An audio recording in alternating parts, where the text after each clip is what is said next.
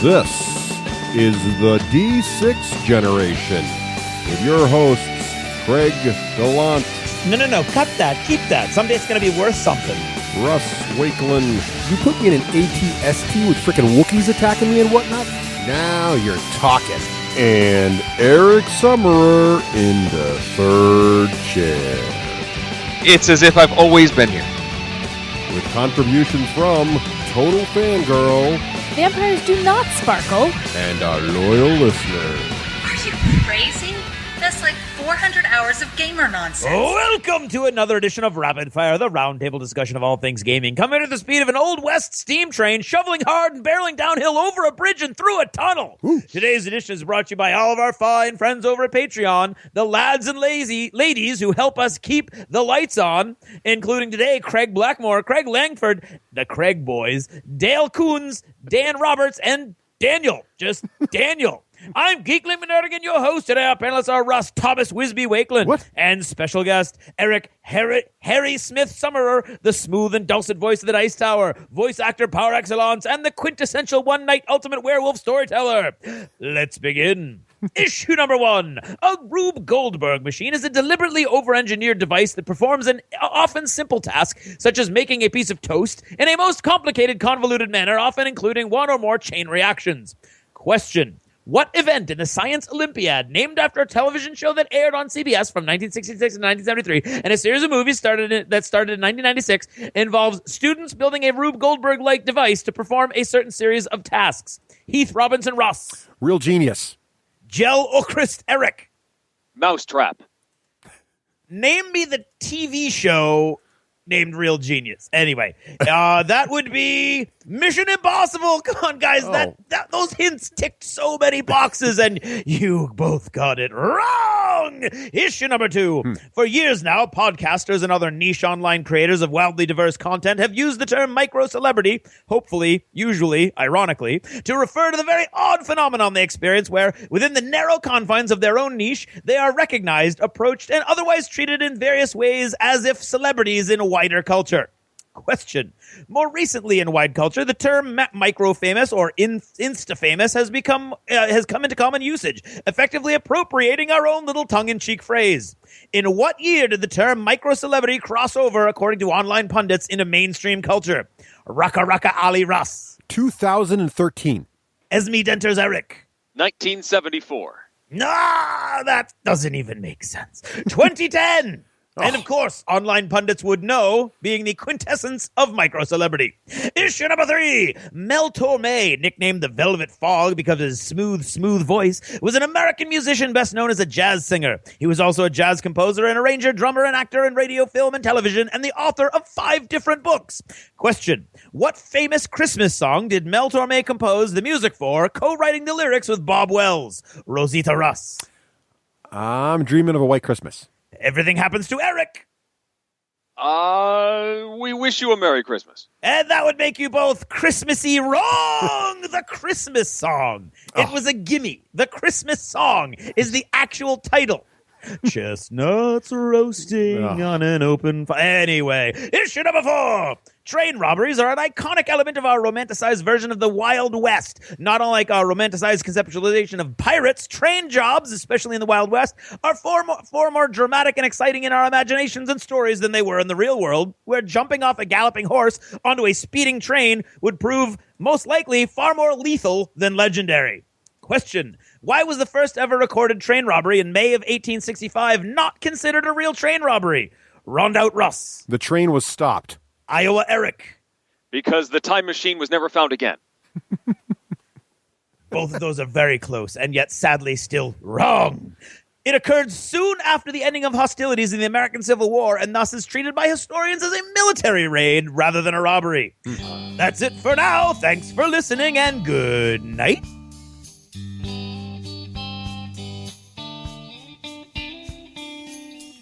This episode of the D6 generation is brought to you by Lone Wolf Development. Take your game to the next level. And by Geek Nation Tours. Rise up and join the Geek Nation, touring the world at geeknationtours.com. And by Audible. Try the service, get a free book, and support the show. all by visiting audibletrial.com/D6G. Hello! Hello. Hello. Hey, There he is. welcome to episode 198, Craig. Oh, we're getting close. Ooh, of the D6 generation. I'm Russ Wakeland. I'm Craig Gallant. And hi, I'm Eric Summerer. Hey, Eric, welcome to the show. Welcome back. Thank you very much. It's great to be here. It's so exciting to have such a The voice that needs no introduction. Yes, the Boy, voice. you cannot escape me.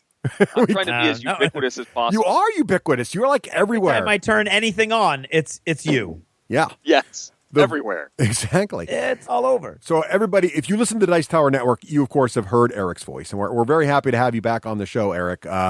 Fantastic to have you here. We're now, Eric, you're pretty well known amongst Dice Tower listeners as a man who likes to collect games that have, how do you call it, really in-depth components, really cool looking stuff on the table, right? I certainly like something that has, I like to call it curb appeal. Yeah, there you go.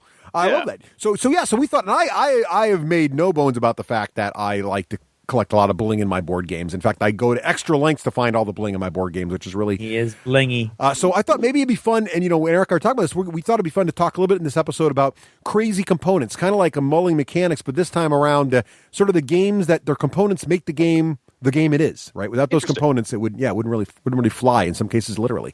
And also, then later, foreshadowing, Eric, foreshadowing. Indeed. And then later, we're going to talk about Colt Express, a great example and fun game that really exemplifies the whole idea of crazy components also making the game fun. So before we get to all that, Craig, we should make a few announcements. First of all, we need to talk about our episode 200 contest, Craig. We do.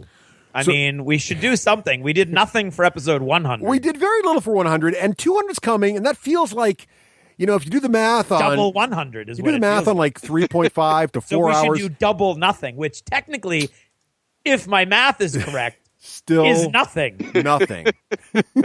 Unless it's double or nothing. Ooh. Yes. Then. So the plan is this. Gambling.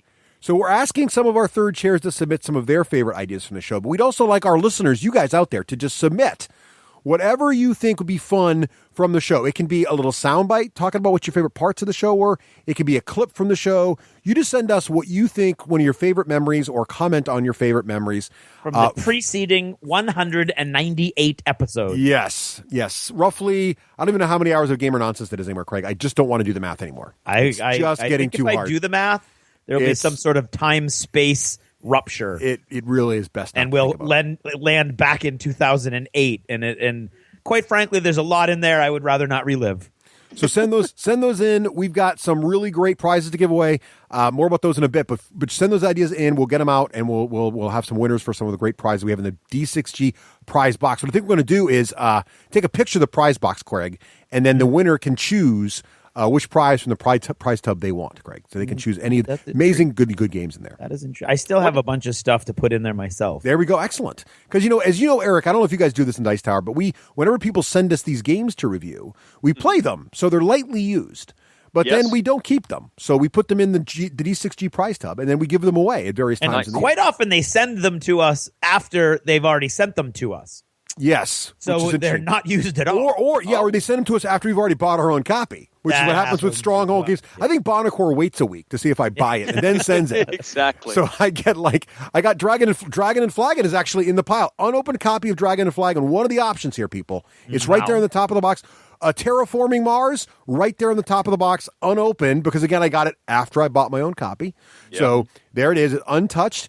So several Stronghold games in the bin, lots of other great stuff in the bin. So great choices there. So send in your idea, whatever really bits that make you feel like, man, I really liked that particular episode. Let us know. We'll share them on the air, kind of have a, trip down memory lane, if you will, episode 200. What if everybody decides that the best material you ever produced was from episode 199? So really, you're just going to be playing clips from the previous episode. Well, the really scary thing, Eric, is what if they all say the best stuff was in episode 1? That was it. Because we peaked, and it was 199 episodes ago. It's been 197 episodes of leaping over sharks. So honestly, anything over 100, I'll take as a win because we're still doing okay. That's true. Yeah. So send that into Craig. Do you remember the email address? It's been a while since we did a contest. Contest at Yeah. the D6Generation.com. Important to remember, don't send it to info@the D6generation.com. No. That's if you want to send us a teacher question. instincts kick in Yeah, and you don't get We credit. got to follow the rules. Put your name on your assignment. Attach the little soundbite or whatever to the thing. We will then put it in the contest hopper and draw a random winner, and we'll try to share as many of those as we can on the episode. So thank you for helping us make episode 200 a fun and exciting event, hopefully. Indeed. We'll see what happens there. Now, Eric, we had the good fortune of bumping into you at Dunkin' Donuts not too long ago. Ah, yes, I still am picking the pumpkin spice flex out of my teeth. I know, pumpkin. It's everywhere. So What, did they shoot you with a pumpkin donut as you were trying to leave? That is what they do now. right, here's one to go, sir. Eric, do you remember what we talked about in the last chapter? Well, we wanted to talk about what our experience at specifically Gen Con, but also conventions in general is, being a micro celebrity, and how that differs from being a regular attendee at something like Gen Con. Yeah. And it was a pretty interesting discussion. Yeah, it was. It was a lot of fun. So always fun to run into random folks at Dunkin' Donuts. And yeah, it was a nice conversation to talk about what it's like. People ask us sometimes, how is it different now that you're a podcaster that people know about, walking about the convention? How does it change your experience? And so that was an interesting chat. And Craig, what is the best way if folks want to listen to even more dulcet tones of Mr. Summerer talk about these kinds of things? How do they grab that episode, Craig? Well, they'd go to the Dice Tower because he's there all the time. Yes, there's hundreds of episodes You there. this lost chapter I mean, thing. Sure. Our stuff. Sorry, I'm still mesmerized. Well, that would be, you would want to go to Patreon and check out the D6 Generation on Patreon and just skip over the video because honestly it's ugly and doesn't really tell you about anything. And then if you would care to donate to support the show, that allows us to do all these wacky and crazy things that we do. And for $2 an episode or more, you unlock all of the lost chapters and a really cool app with which you can manage your D6G listening. And you can access that latest lost chapter where Eric and we two discuss our Gen Con experiences and what it means to how it changes being like a recognized person, but also what it kind of unlocks. It's sort of neat little behind the curtain view as well. Exactly. So we appreciate all your support over there. And Craig, what is it time now for? The dice style. Oh wait, no. Achievements in gaming. It got really loud. I apologize to that guy in Italy. It did. Or was it Spain? I forget. That's how long it's been. It's been a while. And Achievements, of course, is brought to you by all of our fine friends over at Patreon who help us keep the lights on and go to cool things like Gen Con. See how that works? So guests and then bring first. that back to you. I mean, there is a feedback loop. It is, right? It's like 360. There's a reason. There's a reason. So, Eric, guests first here, sir. What have you been playing lately? Well, most recently, I just had a crazy string of games of Legendary Marvel. I was sorting the cards. I'm a couple expansions behind on this game, and I had some stacks of boxes that I need to sort, and so I'm putting it all in its slots and trying to figure out where the dividers are. In fact, I had to go order some more because they don't give you enough in the box. And my 5-year-old comes along, and he's a huge Marvel fan. And he looks at the box art, and he's like, wait, that's the Hulk, that's Captain America, that Daddy, can I play this game with you? Oh, nice. And I sort of said, well, yeah, of course you can. And he and I played it 2-player, and he liked it so much he drew his 8-year-old brother into it for our next game. Nice. And over the course of the weekend, we played 4 times. Wow. Just trying out different bad guys, masterminds, and different schemes. And really, it had been a while since I had played this game, and I really jumped back into it with both feet, and they enjoyed it quite a bit. Now, did you have to lighten the rules up at all for a 5-year-old, or was he like all over it, no problem? I was reading most of his cards. Okay. I mean, it gets a little tricky when you're trying to string the actions together and trick with the symbols. So he could total his stats up. He knew how much attack he had. He knew how much recruit he had, but he didn't quite understand the interactions and the deeper text on the cards to figure out what triggered when. So sometimes when he would look confused, I'd have to look at his cards and tell him, well, you could do this if you play these in this order. But as far as getting the general mechanisms down, he was pretty much with it. That's awesome. Yeah. blast. And I think it's to the point where I may need to seek out some of those expansions that I didn't get. I don't know if this happens to you, but it's dangerous when my kids find a game they like because I overcommit to it. I'm like, oh my God, a game that I got to run out and buy like every expansion known to humanity. So, that happened with Smash Up. So my kids fell in love with Smash Up. Yes. And that was a dangerous one because I just had the starter box. I'm like, oh, look, it's Smash Up, girls. We played it like, oh, God, Dad. So I ended up buying like every single Smash Up expansion. And since then, we played it like twice, So that's what happens. No, I get it. And then I am feeling like I need to go out. Like I didn't get any of the large box expansions, the Secret Wars and the Civil War box. I just sort of said, I've got a lot of options. I don't think I need those.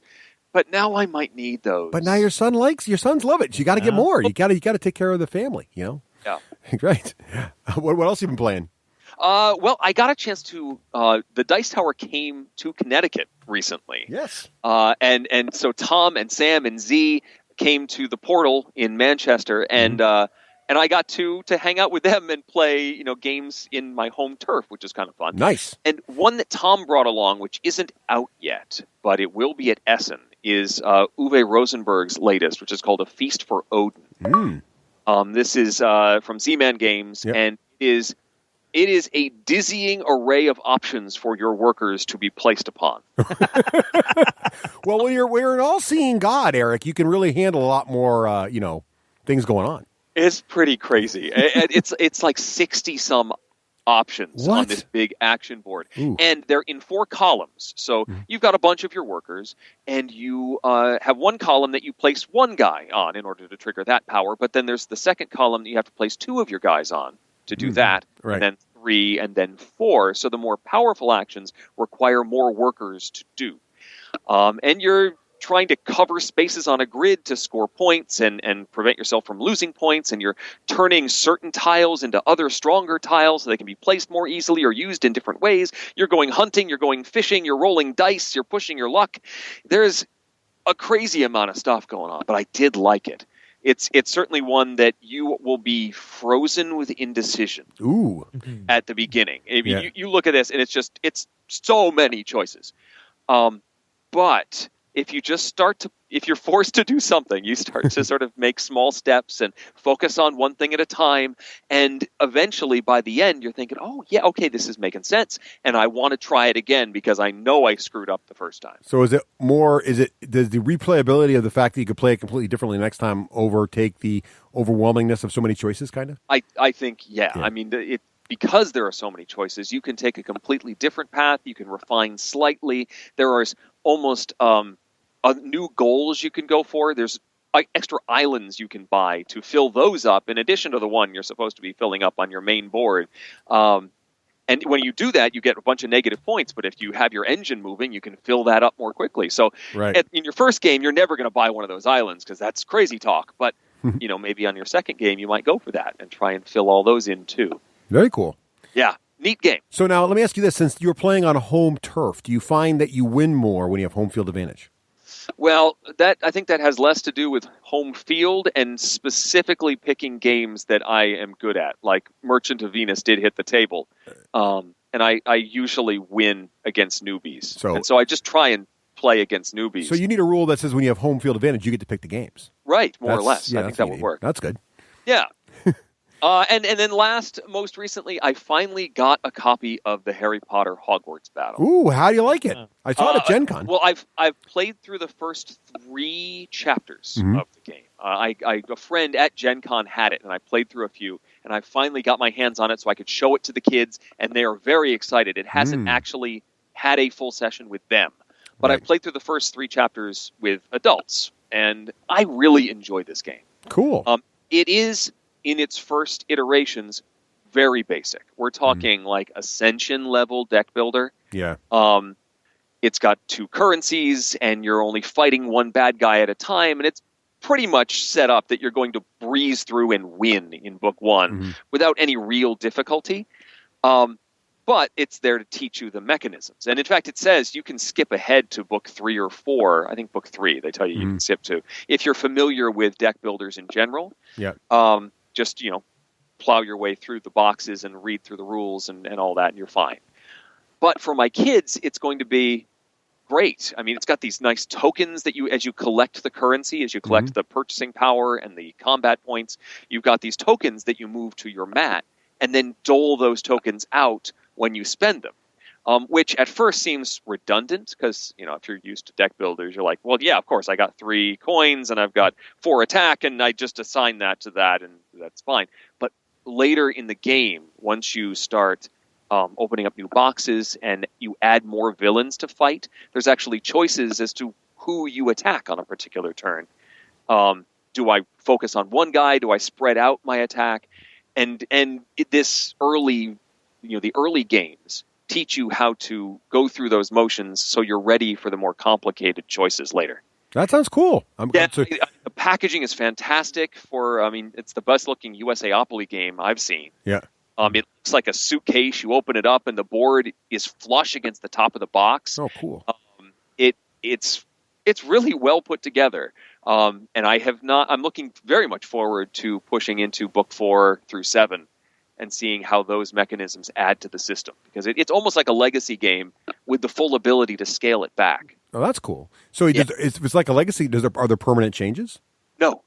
Everything, all of the cards are marked with book 1, book 2, or I guess it's game 1, 2, 3, 7. And so you have the ability, if you want, to scale it all the way back to the beginning, or scale it back to a particular book. Oh, I see. But it also has dividers that you can keep everything separate as you've added cards to the system. Oh, cool. That sounds really good. It looks great. The art looks awesome. I saw a lot of it at Gen Con. It looked really, really pretty cool. It's mostly movie-based, but nice illustrations. Kind of a stark board, but I think it's there on purpose to keep it clean so that the cards are really the star here. Yeah. It's got hit points for the characters, but you can't be eliminated. You just get knocked out. Right. So as a family cooperative deck builder, I think it really hits the mark. Nice. And I think it's one my kids are going to enjoy. My son is already saying, I want to play this on Friday. We're going to play this. I said, well, I could play it with your brother once. No, I am playing this. I'm first. With you. I want in on that first game. Do not play it without me. Nice. See, passion. No, the good thing there's not a lot of expansions yet. That'd be very dangerous right now. Yeah, well, how would you? I guess you could add the cursed child. Yeah, exactly. Add some cursed child. I don't know. Go back to the monsters book. I don't know. You could do maybe. Sure. I guess there could be some Fantastic Beasts expansions. Right. Yeah. Why not? Yeah. Awesome. That's a very good portfolio there. Nice. Craig, how about yourself? What have you been playing? Why don't you go? Because I didn't do that much, and mine is all connected to you. So I'll hop in on yours where it connects. So played Star Trek Panic. I think I talk a little bit about more of that later in the games with crazy components, because Star Trek Panic definitely has crazy components. You can't go wrong with a giant Enterprise with shields and little blast markers and damage tokens. It's awesome. Also played 2 games of Conflict 47, both with Craig. One on the most amazing of hedgerow tables. It was crazy hedgerow table. It was awesome. So the table was done up. Crazy hedgerow action. So our friend Gordon, who runs the store Adler Hobby, he built the day before. He literally worked with Don, who's one of the regulars there too. They built out using. It was a really amazing idea. They used air filters, the kind you put in your heating ducts in your house, the big square ones, and they'd cut it up. So he bought them green, cut them up, dry brushed them a little bit, put them on wooden bases, and all of a sudden, boom, he's got these beautiful tall hedgerows, which look perfectly like the hedgerows you saw in World War II France. And they made bases for them. Yeah, they were based. So they really went out. Parts they cut holes in it, like a tank had blasted through and stuff. It was awesome. Road. Trees were embedded inside of them. It was crazy cool. So it was quite the tactical challenge because there was no real full line of sight across the table. So Craig and I are trying to figure out how to maneuver. There are rules in the game, which is awesome for Conflict 47 because it has the basic rules from Bolt Action in there, and Bolt Action's got all these expansions that cover pretty much any kind of scenario, including hedgerows. So there are ways to go through them. Your tanks could bust through them, but they might get stuck. Your infantry can go through them, but they can't shoot the turn they come through them because they're busy not knowing where they're going. Really interesting tactical battle. Craig did pull it out in an awesome game. Great battle, and it really proved out to be much more close and not as one-sided as we kind of thought it might have been in the beginning, which is pretty neat. No, it was. And then we played another game without hedgerows, and that also was a blast. I actually forget who won that one, Craig. I believe that was a tie. Yeah, it was oh, that's right. I did play. It was the grabbing the quarter situation, right? That was good too. And then Gordon introduced me to a game called Dastardly Dirigibles.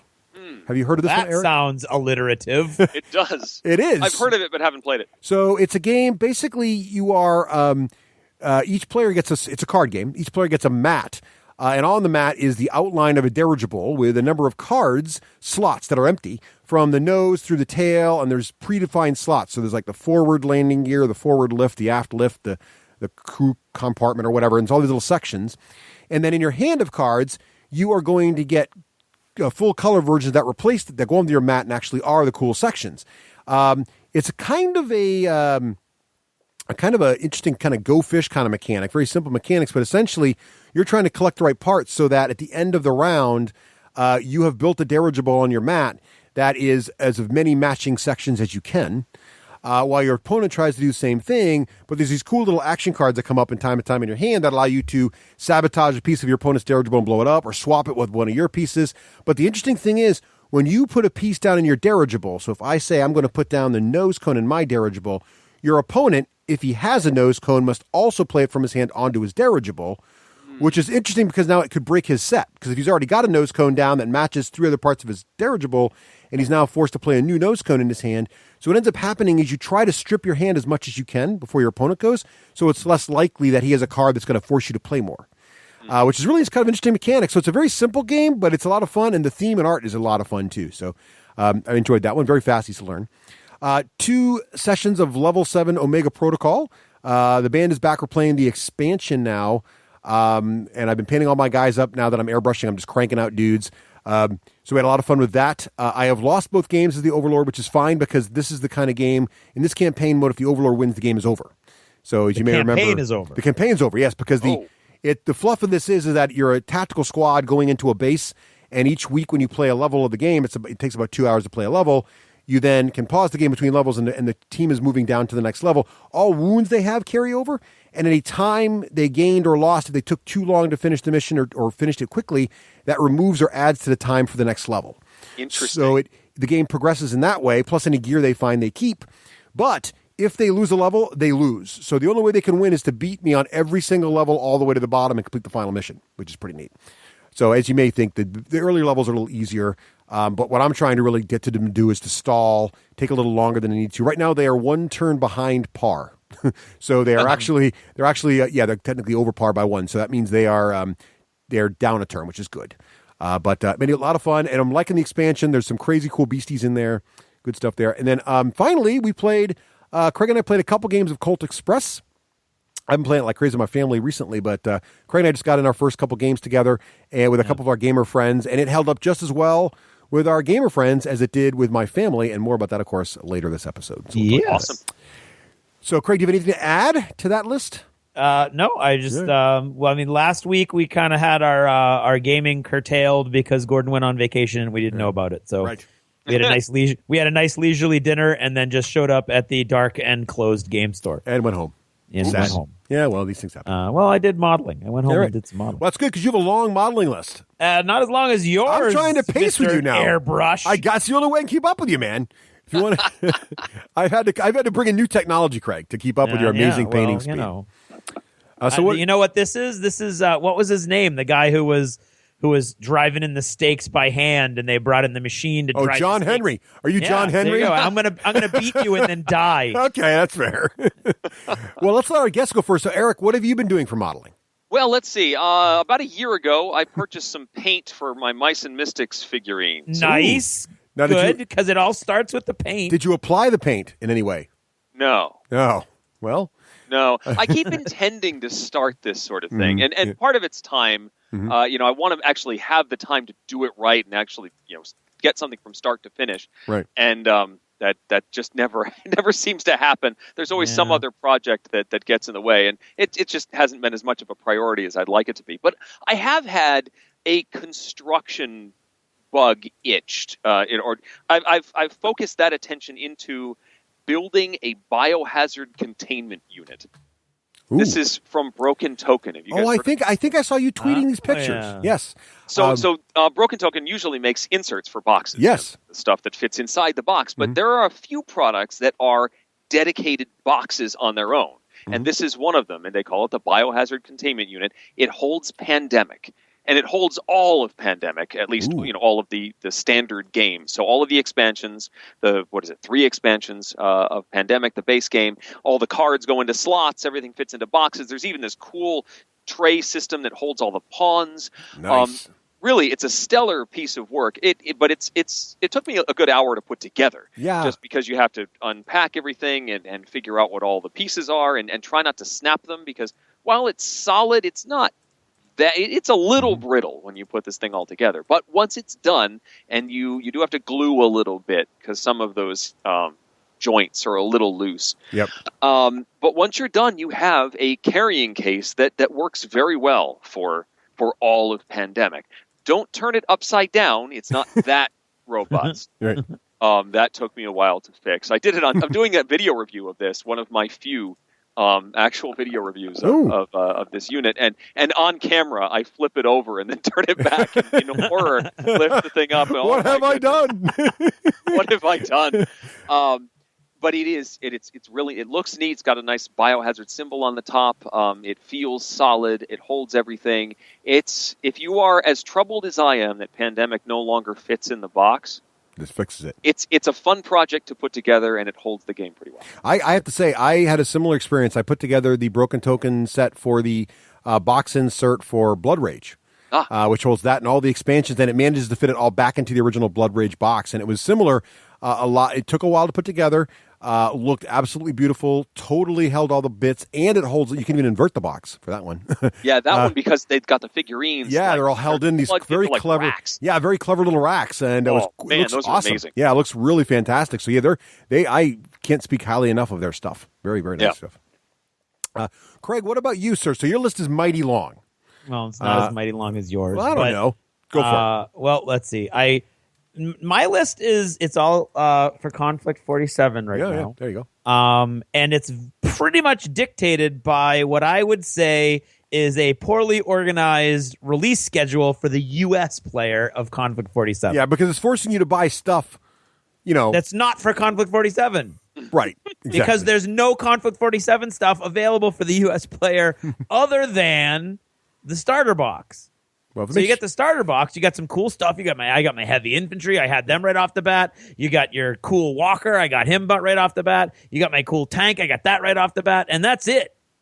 And they have the big walker, or the medium walker, I should say. But that is really available nowhere unless you were one of the lucky few who got to pick up like one or two that trickled through each store. So I've never been that lucky guy. So to flesh out my force with Russ getting vampires and werewolves and second walkers and blah blah blah blah blah blah blah, I've been filling out with regular stuff, and of course, because I'm me and I have several psychoses that all combine to just make a mess of situations like this, I have been picking up a lot of stuff, and it's all conventional stuff. So I have over a 2,000 point bolt action army right now. Oh, and I have 3 weird war units that I can plug in to play. But see, now you've got 2 full games. Exactly. For the price of 1. This is a brilliant plan. This is, I think you're doing very well here. So what have I been putting together? Well, I've got flamethrower teams. Nice. Which I'm excited about. Oh, and we did that kind of wrong with the hedgerows because it's armor piercing 2. So you wouldn't have got your rerolls with your 5+ invulnerable saves with your werewolf. Oh, that's true. Yes. Yeah. But so that one freaking werewolf that just chewed through my backfield. Now that I think of it, but anyway, I still lost the game, pal. That's true. So I won't complain. I got a new HQ. I decided. Well, Russ has been going with 2 platoons for a while now, so I needed to go 2 platoons so I could double up on a couple things. And I decided to go. One's going to be a conventional regular infantry force, and then I wanted an elite force, and I chose to do the Rangers. So I have done a really cool Ranger HQ section.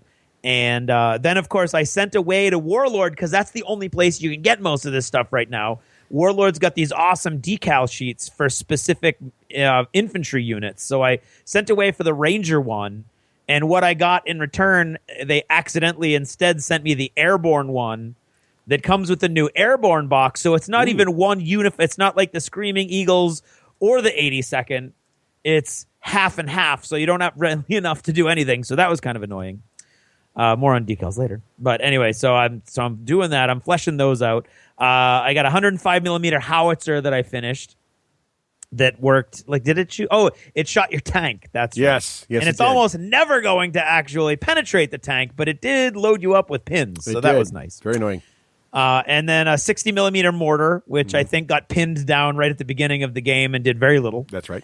I got a bunch of new troopers, mostly SMGs. Are these done? Because in the game they weren't finished. You finished them? Yeah, they're all done. Okay. Yes.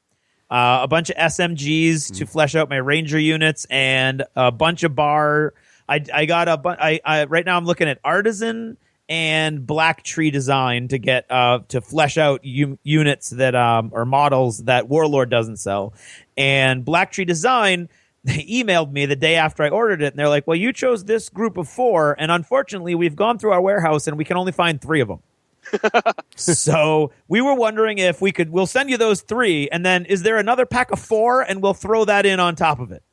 I was like, oh my God. So now I've got more bar gunners than I could ever possibly field. Why not? And I was like, well, should I paint them all? What the heck? So I painted them all up. Why not? Exactly. Then I decided, you know what? I really need some armor, and Russ is really annoying me with his walkers, and they can run away and blah, blah, blah, blah, blah. Yeah, true. So I got myself an M36 tank destroyer. What? They're not tanks. Yeah, but They're just you know walkers. What? They're light walkers. Super heavy anti-tank walkers. guns are, So I did that. Yeah. And then you know what? And then I was like, well, what if I got transports? Oh, God. So I got the Iron Fist box set, which comes with 3 M3 half-track transports, each one with a 50 cal machine gun on it. So I painted those all up just in case, because you never can tell. You might need those. A lot of infantry that I haven't even started to put together yet. Right. And then I was like, well, that super heavy tank gun worked so well in my brain because it's never made it. You did not get a Pershing. That I need another one. So I got myself an M26 Pershing heavy tank. I'm getting a Tiger. That's it. I'm going up tomorrow and buying a Tiger tank. Yeah, well, it's funny that you should mention the word Tiger. Because then I was going through the craft store, which has a very, very anemic little modeling section. Yep. And what should I see? Oh, no.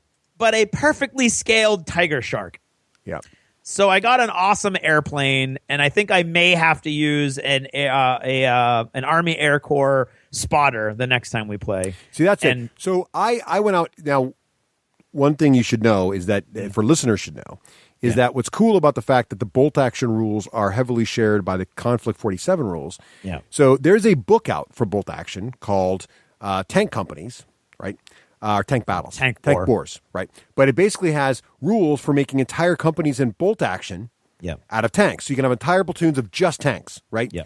And they don't have to be the same. No. Yeah. And they just released on their website official rules to be able to use with this book to make it workable in Conflict 47. Right. So that's it. You've crossed the line. I'm pulling up. I bought the book. Now I got to go buy some tanks. That's pretty much what I'm telling didn't buy the book. I just went and bought the This tank. is an escalating war, my friend. You have crossed the line. Well, good, because currently I do not have any way to field half of the armor that I have now bought. Good. This is a very polite escalation of armament, though. Indeed. You bought one of these, so I gotta get more tanks now. Right. Well, I escalated myself. If you look at half of this, right? I haven't even responded yet to the first. And I got again going with third party. I went with a company called Rubicon that makes really cool scaled models that are purpose scaled to bolt action. So they're the perfect scale. And they come with their own decal sheets. So now let's talk about decals, because the only thing that isn't done with all of this armor is that I don't have the decals, I can't do any of the wear and tear, because the wear and tear, of course, would go over the decal. Would go over the decals. So you make it pristine, put on the decals, then you put on all the dirt and the wear and tear. And then you do the weathering. The weathering, exactly. Right. So it came with a really cool decal sheet. And I really like the Allied star with the broken circle. Yeah, for some reason, I like that's my favorite. It's a classic. And exactly. Well, at the war store was out of pretty much everything. That's another story. At Warlord's website, they were out of the broken circle, and they were out of their own decals. I know where you need to go. And where do I need to go? Hobby Emporium in Tyngsboro, Massachusetts. Yeah, but I don't need to, because the M36 tank destroyer from Rubicon came with 9 of them. Oh, well, there you go. So I'm good. But yeah, so that's my next. That's the lamest excuse for buying a tank ever. Oh, you had good decals, man. So I just bought this entire that heavy was my tank. excuse. My excuse was it had a super heavy All right. tank anti-tank gun on it. Okay. So now that I look like a warmonger, hey Russ, what have you been doing? Well- And I did a couple. I got some really cool buildings from Tabletop Workshop that are really hard to get. Super easy to put together. Nice, solid plastic. They remind me of GW models. They're the terrain wise, they're super fast. There's no way to personalize them. It's like wall, roof done. There you go. But they're really, really nice and solid. And then I got the Perry brothers have one medieval that I bought from the War Store, and I'm gonna say in all honesty, because I want to save our listeners money, don't get it. Oh. It's tiny. It doesn't really cover any space on the board, and I'm really disappointed that I got it. That's So too bad. it was a very disappointing. Yeah, it was a very it was a disappointing little order. But but yeah, so I primed those. I put those together, primed them. Haven't gotten a chance to paint them yet because I was busy doing all this armor. Right. Okay, Russ. Now let's talk about what you've been up to. All right. Well, listeners to last episode remember that thanks to my airbrush, I had base coated my 2 platoons, which included 2 squads of dudes, 2 HQs, 4 vampires, 3 werewolves, heavy infantry, walkers, a tank. I added a second walker to that, 2 more vampires, 3 more werewolves. Because the problem with airbrushing now, Craig, that it's so fast is when I'm at the store and there's another blister of werewolves or vampires, well, these things paint up in 15 minutes. I might as well pick up another pack. Right, might as well. Right. Yeah, must be nice being able to pick up a pack of anything. I know. So got all that. Took them from just base coated to done. Did the basing, had a lot of fun. I think I don't know if I mentioned something, but I did the Edelweiss. So they're like, so I have. They look beautiful. I wanted to put. So I've never tried this before. I always gravel my bases and I put static grass on them usually, but I wanted to try something different. And Gordon, again, because he's a historical gamer, historical gamers do a lot of crazy basing. And one of the things that's very common is they put flowers on their basing, and you can buy these little packs that have these little tiny flower like groupings that are kind of glued to this little strip of paper. And you can take needle nose pliers, you pluck them off, and then you just stick them. You put a little dab of glue on the bottom and stick them right onto the base. And it had the effect of making it look like I've got zombies, werewolves, and vampires, tiptoeing through the Edelweiss. It's very lovely. And the dichotomy, I taught my youngest daughter the word dichotomy because she's like, what is that? I said, well, I'm really enjoying the dichotomy of zombies walking through Edelweiss. And she's like, what does that mean? So it was excellent. So see, we're learning about vampires, werewolves, and Edelweiss and dichotomy all at once. So did all that and got all that done. Then Rose and I finished up. I tried airbrushing some of my stuff for War Machine, started putting the finishing touches on my Blazers, which are the gun mages on horseback. The War Machine objectives and Rose cranked out and finished up her shifting stones. That was all good. And then this airbrush thing's really dangerous. And then I had level 7 coming up, so I primed and painted my 2 brutes, the handlers, and the rejects from level 7. Cranked all those out. Did the more werewolves, the more vampires, and finished off all that stuff too. So it was a lot of painting, but really happy with how fast it went. And it was only a few hours over a couple weekends. So I was really pleased with how quick it went to table ready. I mean, this isn't going to win any Gordon Demons or anything, but it looks fine on the tabletop. I'm pleased with it. I now have a chorus of zombies singing Edelweiss from Sound of Music. Exactly. Well, you know what's scary, Eric? Have you seen Man in High Castle? No. So if you like alternate history, Man in High Castle is a series available on Amazon, and it is post World War II, but the Germans have won, and it's in America. So America's been taken over by Germans, Nazis, but it's sort of sci-fi because you find out very early on that there's an alternate history where America won the war, and like these films are being suppressed. Anyway, really interesting story, but the intro has a very slow, haunting version of Edelweiss. Really? It's really slow, spooky version. And I'm playing this while I'm painting my dudes and putting the flowers on the bases. And it was like, I was freaking myself up, but at the same time having a wonderful time. So it was a little bit disturbing, but exciting at the same moment. It was awesome. But yeah, so I had a great time with all that. So what about other geeky goodness? Books, movies, TV shows. What have you been watching and doing all of that with, Eric?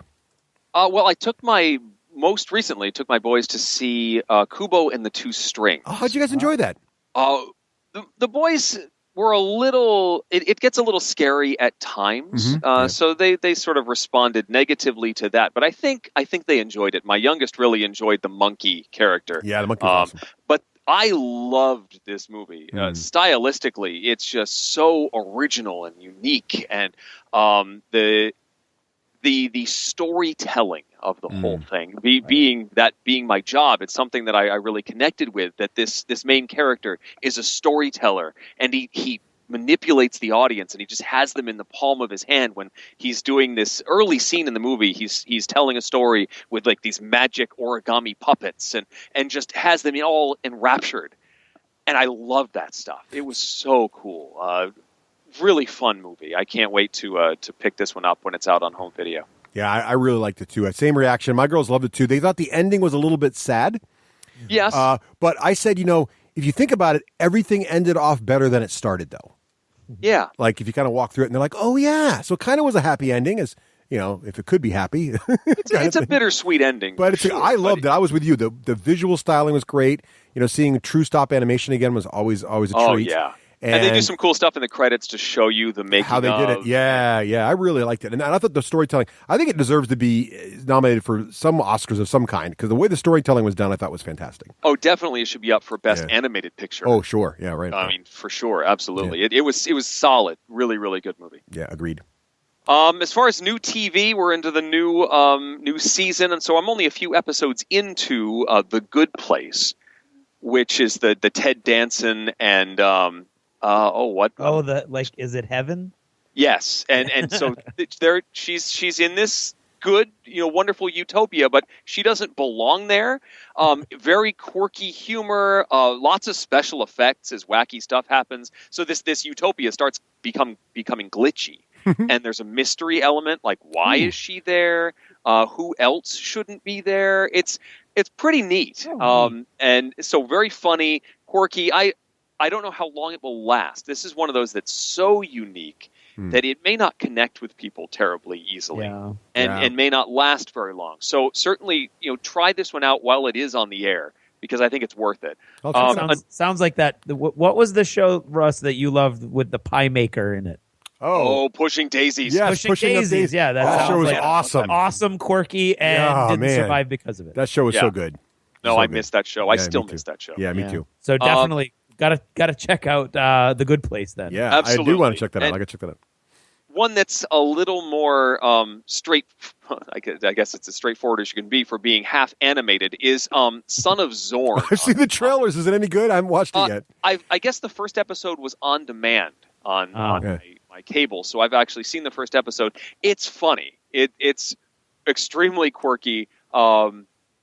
Because you've got an animated character that's essentially He-Man. Yeah, he's He-Man in the real world, right? Yeah, and except he apparently had a relationship with a human woman, and they had a son, except then they got divorced, and he's now trying to get back into his son's life. And Tim Meadows is in it as the ex-wife's new fiancé, who's like an ethics professor. And just some terrific one-liners, and Jason Sudeikis is the voice of Zorn, and so he's a jerk, of course, but he's a lovable one, and it's got a lot of like 1980s animation tropes that fold into this real-world narrative. It's again very odd and quirky, and it may not last, but I'm so far entertained by it. Well, that sounds good. I saw the trailer. I wanted to watch it. I just haven't found a time yet, so I'll have to check that out. Yes. Good. And then last is more work-related. I saw you guys had some audiobooks that you've been listening to recently. Yes. And by gum, I've been recording some. Excellent. Nice. So, Scott King? He does the gaming calendar. Has been very successful. Yep. He is also an author. And I've had the good fortune to record a few of his audiobooks.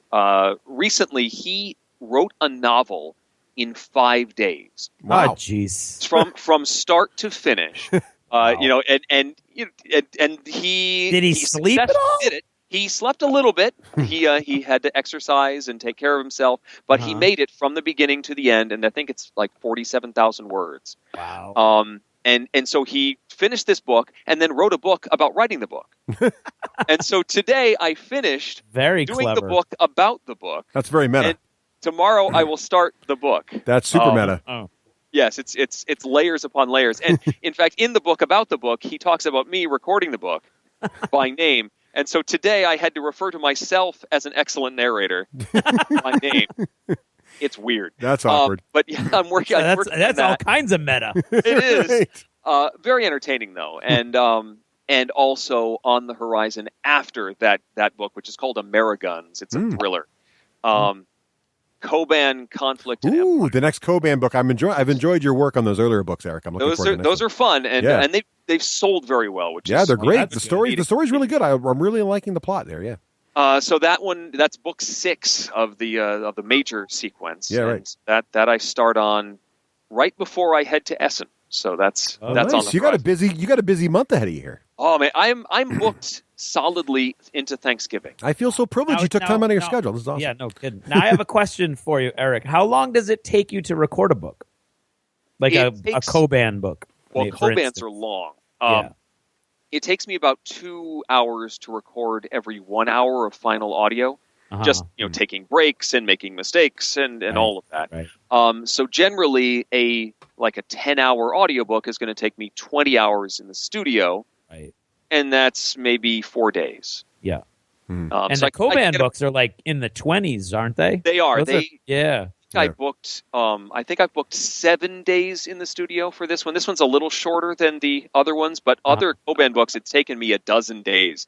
Wow. So more than 2 weeks doing Koban, and that's a lot of prep because I have to read the book first. Right. You got to mark all the voices. I have to really start early on that one, so I've hopefully completed the book before I start recording it. Fortunately, because most of the characters are repeats from previous books, I could, in theory, just jump right in and do it as long as I know who's talking. But I still need to sort of know what's coming. So there's a lot of prep. I'm currently reading that and highlighting things right now, and should be ready to record late next week.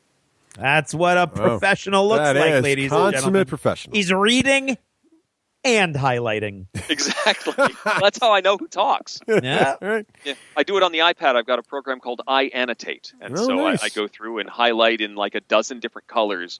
I've got notes that says blue sounds like this. That says this character, and red. Of course, I run out of those dozen characters, and then I get 2 red characters that end up in the same scene, and I didn't plan on that. So I have to make squiggly highlights for one guy and straight highlights for the next one. This is the burden I live under. I do something very similar when I'm outlining a novel, and I have a highlight color for each point of view character, so I can make sure that they all are evenly represented and don't go back to back chapters, because that would just be boring. Right. No. Yeah. Excellent. Wow. That's cool. I don't know how you keep all that together. I would just freak out. Craig, how about yourself, sir? What have you been? I am I rather than throw to you, Russ, I will take the second position, because that allows me to say that the Magnificent Seven was. It was. That's the way Russ gives his review. The Magnificent Seven was. That's all. It's not as good as Owen's. Owen's tweet was, the Magnificent Seven was. I would even give it a Magnificent 8. Yeah, so I also enjoyed it, Craig. I really thought it was fun. I thought it was absolutely exact. I would say the first 75% was the quintessential modern cowboy movie. Yes. With every possible trope and visual shortcut and symbol that you could ask for, including the music was perfect in every moment. Oh, yeah. And then of course it gets very serious at the end, and you get all wrapped up in that.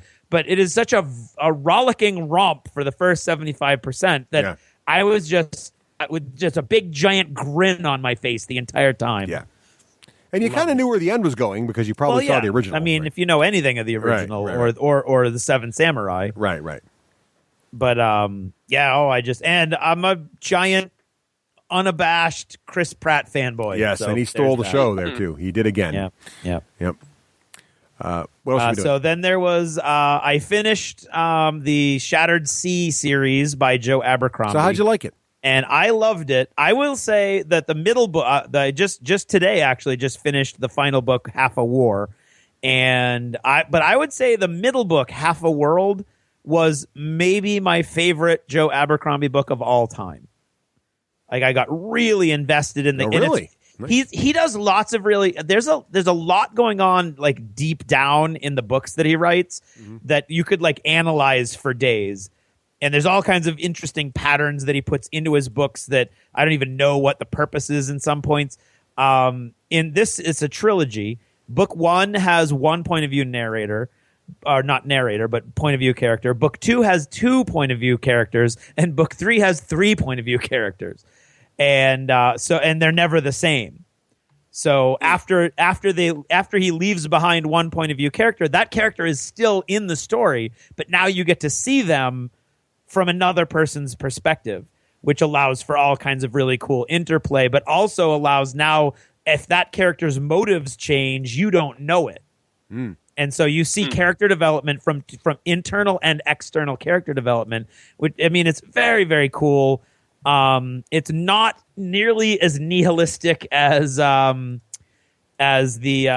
First Law trilogy.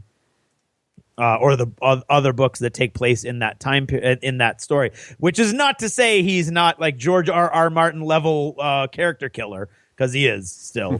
But I just loved it. I thought it was great. The only thing I would complain about them is that they're so short. They're like all around 10 hours of narration. Still reading Fortune's Whelp, that pirate book. It's a good story. I don't know why I'm having such a hard time with it, or it's just really slow. It's very dense writing. And let's see. Because of all of this bolt action and Conflict 47 stuff, and researching whether I wanted my elite guys to be airborne or rangers, I'm watching Band of Brothers, which is, really what you want to do when you're doing in-depth historical research. You want to find an HBO series. Right. But I mean, that's just an awesome series. It really is. I really, really enjoy that always. And this was interesting because thank you, Eric, not Eric Summerer, but the listener and friend of the show, Eric. He emailed me the day that Dwarvenaut, the documentary about Stefan Pokorny, the guy behind Dwarven Forge, came out on Netflix. So it's bizarre that this is on Netflix. So I was like, why would I watch that? I mean, I'm a big fan of Dwarven Forge, but other than that, why would I watch a documentary? And for some reason, I just kind of turned it on and left it on. And it's a 90-minute documentary about Stefan's life and Dwarven Forge a little bit, and the Dwarven Forge city Kickstarter a little bit. And what I thought it was going to be was like kind of an in-depth behind the scenes. How did that Kickstarter work? What was going on? And there's a little bit of that, but it's a lot more. I really enjoyed it in the end. First of all, he's an unabashed. That's redundant. D&D geek, right? He lives Dungeons and Dragons. And so that's neat to see, and kind of like reaffirms, your own position in geekdom kind of. But then on top of that, a lot of it is about Gen Con and other conventions that he's gone to. And so you see a lot of the people that from Gen Con, but you see them like much more in a more personal light because he knows all these guys and he's friendly with all these guys. Like the old guys that run the auction at Gen Con. Really? And yeah, they're super important to Dungeons and Dragons, and they're like luminaries in the role-playing world. I can never remember their names, but like anytime you mention it, they're like, oh, those guys are really important. And if you've ever gone to the auction, that they're fun and they're funny and they know their stuff. But in this, you like see them interacting as friends, and so it became really neat. And the quality of it is really good. It's like a top-notch documentary with the quality of the shots and the music and the sound and everything. And the only thing that kept popping into my head though was, who paid for this? Who decided that a Stefan Pokorny documentary needed to be made? And I just kept having this image in my head of the Philip Seymour Hoffman character from Along Came Polly, where he was a child star and he's being followed around through the entire film by a film crew, and he keeps telling his friends, "Oh, it's just they're doing a Where Are They Now documentary, and they asked if they could follow me." And at the very end, you find out that he paid for them to follow him, and he's making his own documentary. But I don't know if that's the case. But I really enjoyed it. It was bizarre because I thought, oh, I'll check it out for 20 minutes. And the first shot is of him crawling out of bed in his underwear. So that was a little shocking. But I assure you, he is more dressed than that for the rest of the documentary. I checked. It's not Kickstarter. These things show up on Kickstarter all the time. But that's true. Not.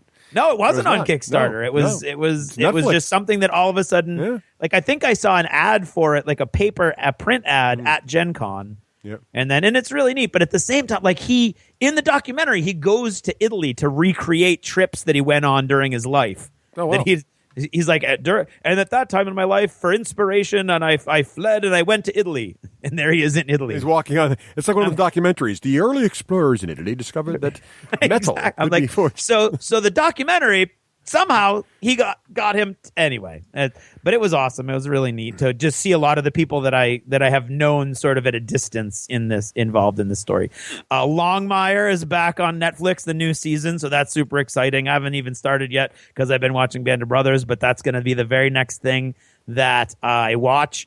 And there was some confusion involving the book that I was writing over the summer and contracting, like who was waiting for whom. It wasn't like any legal stuff. It was just like a missed email. So I am now writing a short story for the Beyond the Gates of Antares anthology that I'm very excited about. It's all about pirates. Pirates are awesome, Craig. It's all about Antares is awesome. So I like Pirates plus Antares. Pirates and Antares. Excellent. So that's exciting. So that's me. What about you, Russ? Oh, real quick, because we're going along as always. Of course, as always, like Magnificent Seven, been playing Recore. So I was going to save this for App of the Ep, which is this is a new game. It's on Xbox. It's also got the new Play Anywhere. So if you buy it on Windows PC or Xbox, you can play it on either device. The theme here initially seemed awesome. The art style is really cool. You're on a world, so humans, there's this disease wiping out all the humans on Earth, so they go to colonize a new planet. It's kind of a desert planet. A woman dressed noticeably like Rey from Star Wars in sort of thing there. She's there. She's got, but the thing that's cool about it is there's these robots that all have these glowing cores. And what's cool is you can pop the core out of one robot and put it in another robot, and the robot's personality is in the core, but you put it in different bodies. So there's this cute sort of dog body. You can upgrade it and you explore. And what I liked about it initially was very Tomb Raider-esque. So you're exploring as you unlock and find more robots. It unlocks the ability to do different kinds of things. So some of the robots let you dig to find items. Some of the robots are spidery and they can climb a wall and you can zip up to them with a zip line.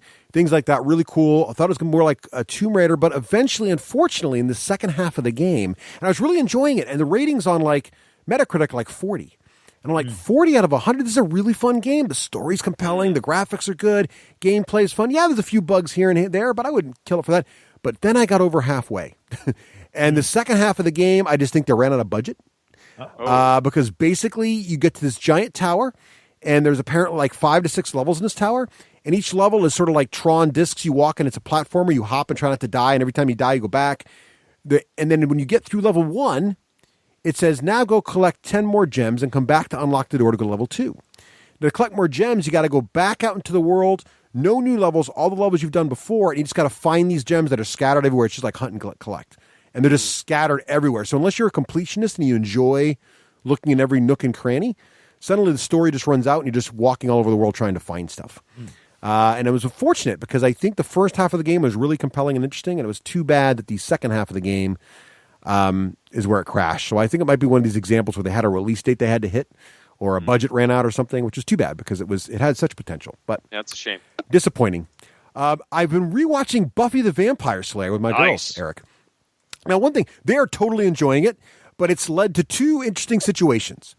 One, my girls are wondering what the world was like back in those many, many decades ago that were called the 90s. Because they're like, Dad, were there really fire axes in schools? Because I don't know if you noticed this, but in Buffy, every time there's a problem, you can just go to the wall and behind a thin piece of glass, there's a fire axe.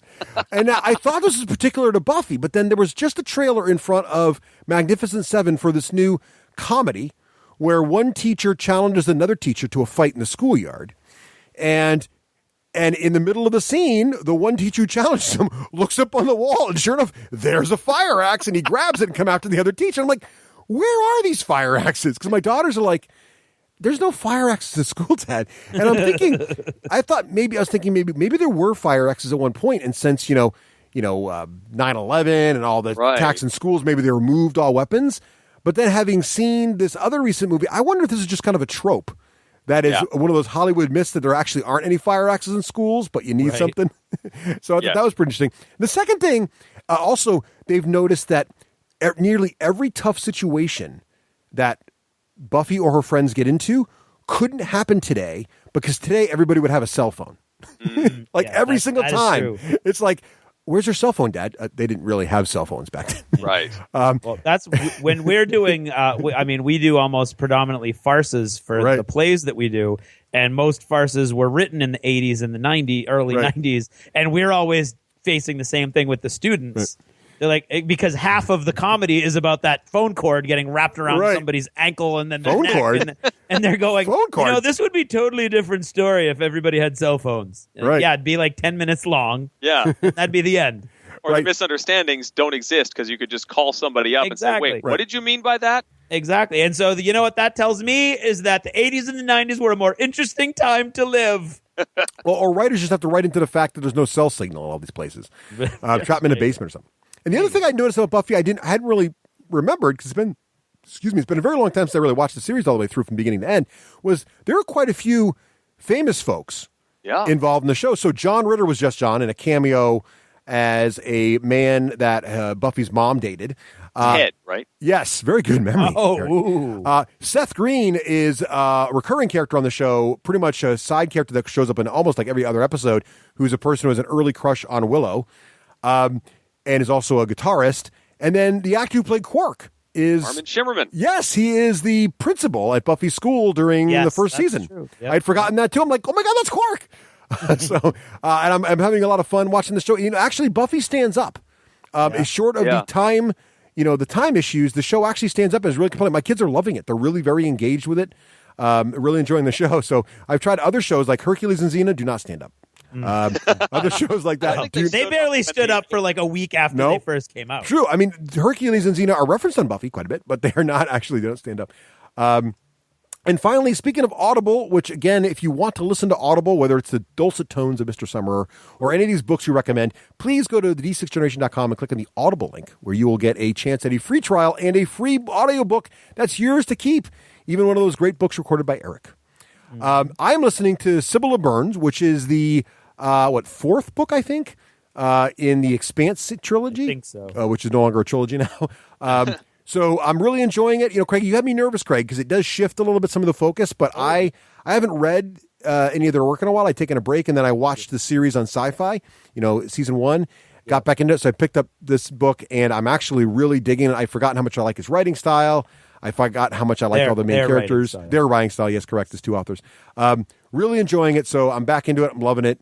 I'm about, I don't know, that's the one where they're out of the system, right? They're on that mud planet. Yeah, the high-level plot, and it's right from the beginning, is that there is a new, because they've discovered this new sort of galaxy gate system or these planets, they found lots of actually Earth-like planets, and one of the first ones, it's the story of how they start fighting over who's got the rights to one of the first discovered habitable planets, and so the folks from the Belters get there first, but then the corporate folks get there second, but the corporate folks technically with the UN Charter have the true rights, but the Belters, it's kind of like in the Old West when people get into the land first, and then someone else will show up and say, I'm sorry, we have a government contract, but the other guys say, we've been living here 10 years. What do you know? And it wouldn't be an Expanse novel if the bad guys weren't like corporate guys. Yeah, right. So it's about that, and then of course Holden's brought in to kind of settle things down, and it's really interesting. But I'm really enjoying that. So there you have it. So is that achievements? Oh, that is a lot of achieving.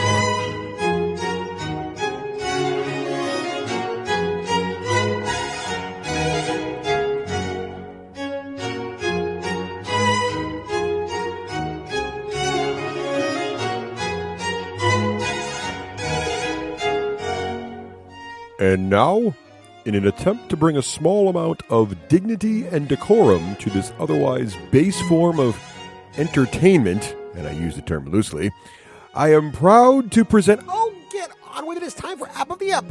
Seriously, Wakeland, I used to have my own segment, and now I'm relegating to announcing this Hey, you're lucky we still use you.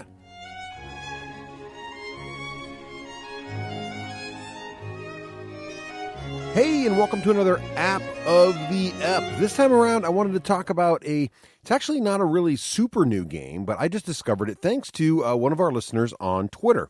He recommended Rebel Galaxy to me, and this is a really interesting game. I found it I'm playing it on the Xbox. It's also available pretty much on all platforms, so you can get it on Steam, you can get it on PS4, and basically it's sort of the classic sort of space exploration. You know, you basically fly around on a ship. You can trade goods.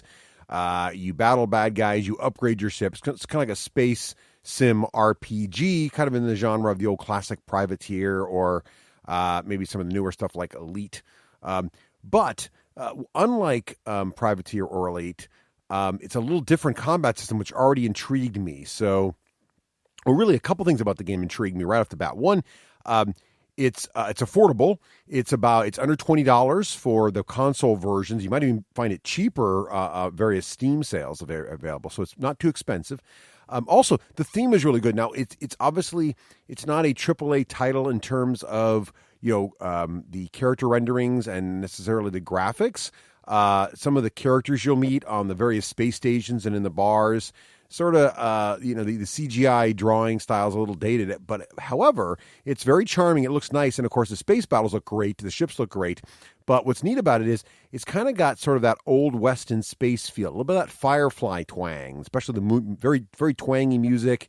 Kind of feels like Old West. So I like that vibe already. That's kind of not utilized enough. It's sort of StarCraft 2 kind of has a little bit of that too in the Rainer stuff. So similar to that, I really like that. And the second thing about it I really enjoyed was that unlike games like Elite Dangerous, which are great fun, but not very accessible, right? I mean, they're full-on space simulators, and you really got to really be good at dogfighting and space combat and accurate shooting, and that's all a lot of fun. I actually really like games like that. But this game's a little more relaxing because the combat style is actually a little more naval combat. So instead of piloting a very highly maneuverable, first person in the cockpit firing your forward locked guns on bad guys, this is you're flying a larger ship. Not really a capital ship size, though pretty big though. I think Millennium Falcon are larger essentially. And what's happening here is everything takes place in a single 2D plane. So while it feels like you're in 3D space, you're not. You're only a 2D plane, and you've got turrets on your ship, and depending on what size of the ship you've upgraded to, you have multiple turrets. But there's also a very strong broadside mechanic where you're trying to get your flanks on the enemy and fire your broadsides, and so you pull off trigger to sort of lock on mode, and you can try to aim your broadside cannons and then fire, and of course you can upgrade your broadside weapons and everything else. And all these different things upgrade. You get flat cannons to shoot down missiles, and you get swarm missile turrets and better shields and really neat stuff. But because it's a 2D plane, so you're not fighting 3D, and because you're doing broadside shooting and things like that, it's a little less frenetic and, oh my God, I've got to be a really good Twitch gamer, and a little more strategic. It's still real time. Things are still happening, but you're not quite as frenzied. It's just a little more relaxing, but it's still got all those great leveling up, still got great, you want to get your turrets better. It's got some nice mechanics. You can see the damage occurring on your ship. You can see when your shields go down. You can see the holes getting punched in your hull. Really good stuff. Good dialogue. The enemies yell and scream and curse you as they try to run away. Things like that. A lot of little nuggets in here to love. So I would definitely check it out. And for the price point, you really can't go wrong. You're going to get a lot of game here that's going to last a long time as you travel through the galaxy, level up your ship, and follow the pretty interesting and compelling so far for me storyline. So that is Rebel Galaxy on pretty much any platform you care to play it on.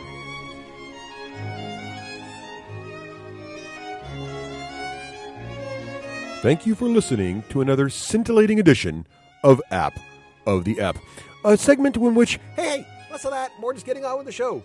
Seriously, Wakeland, you are like school in summer.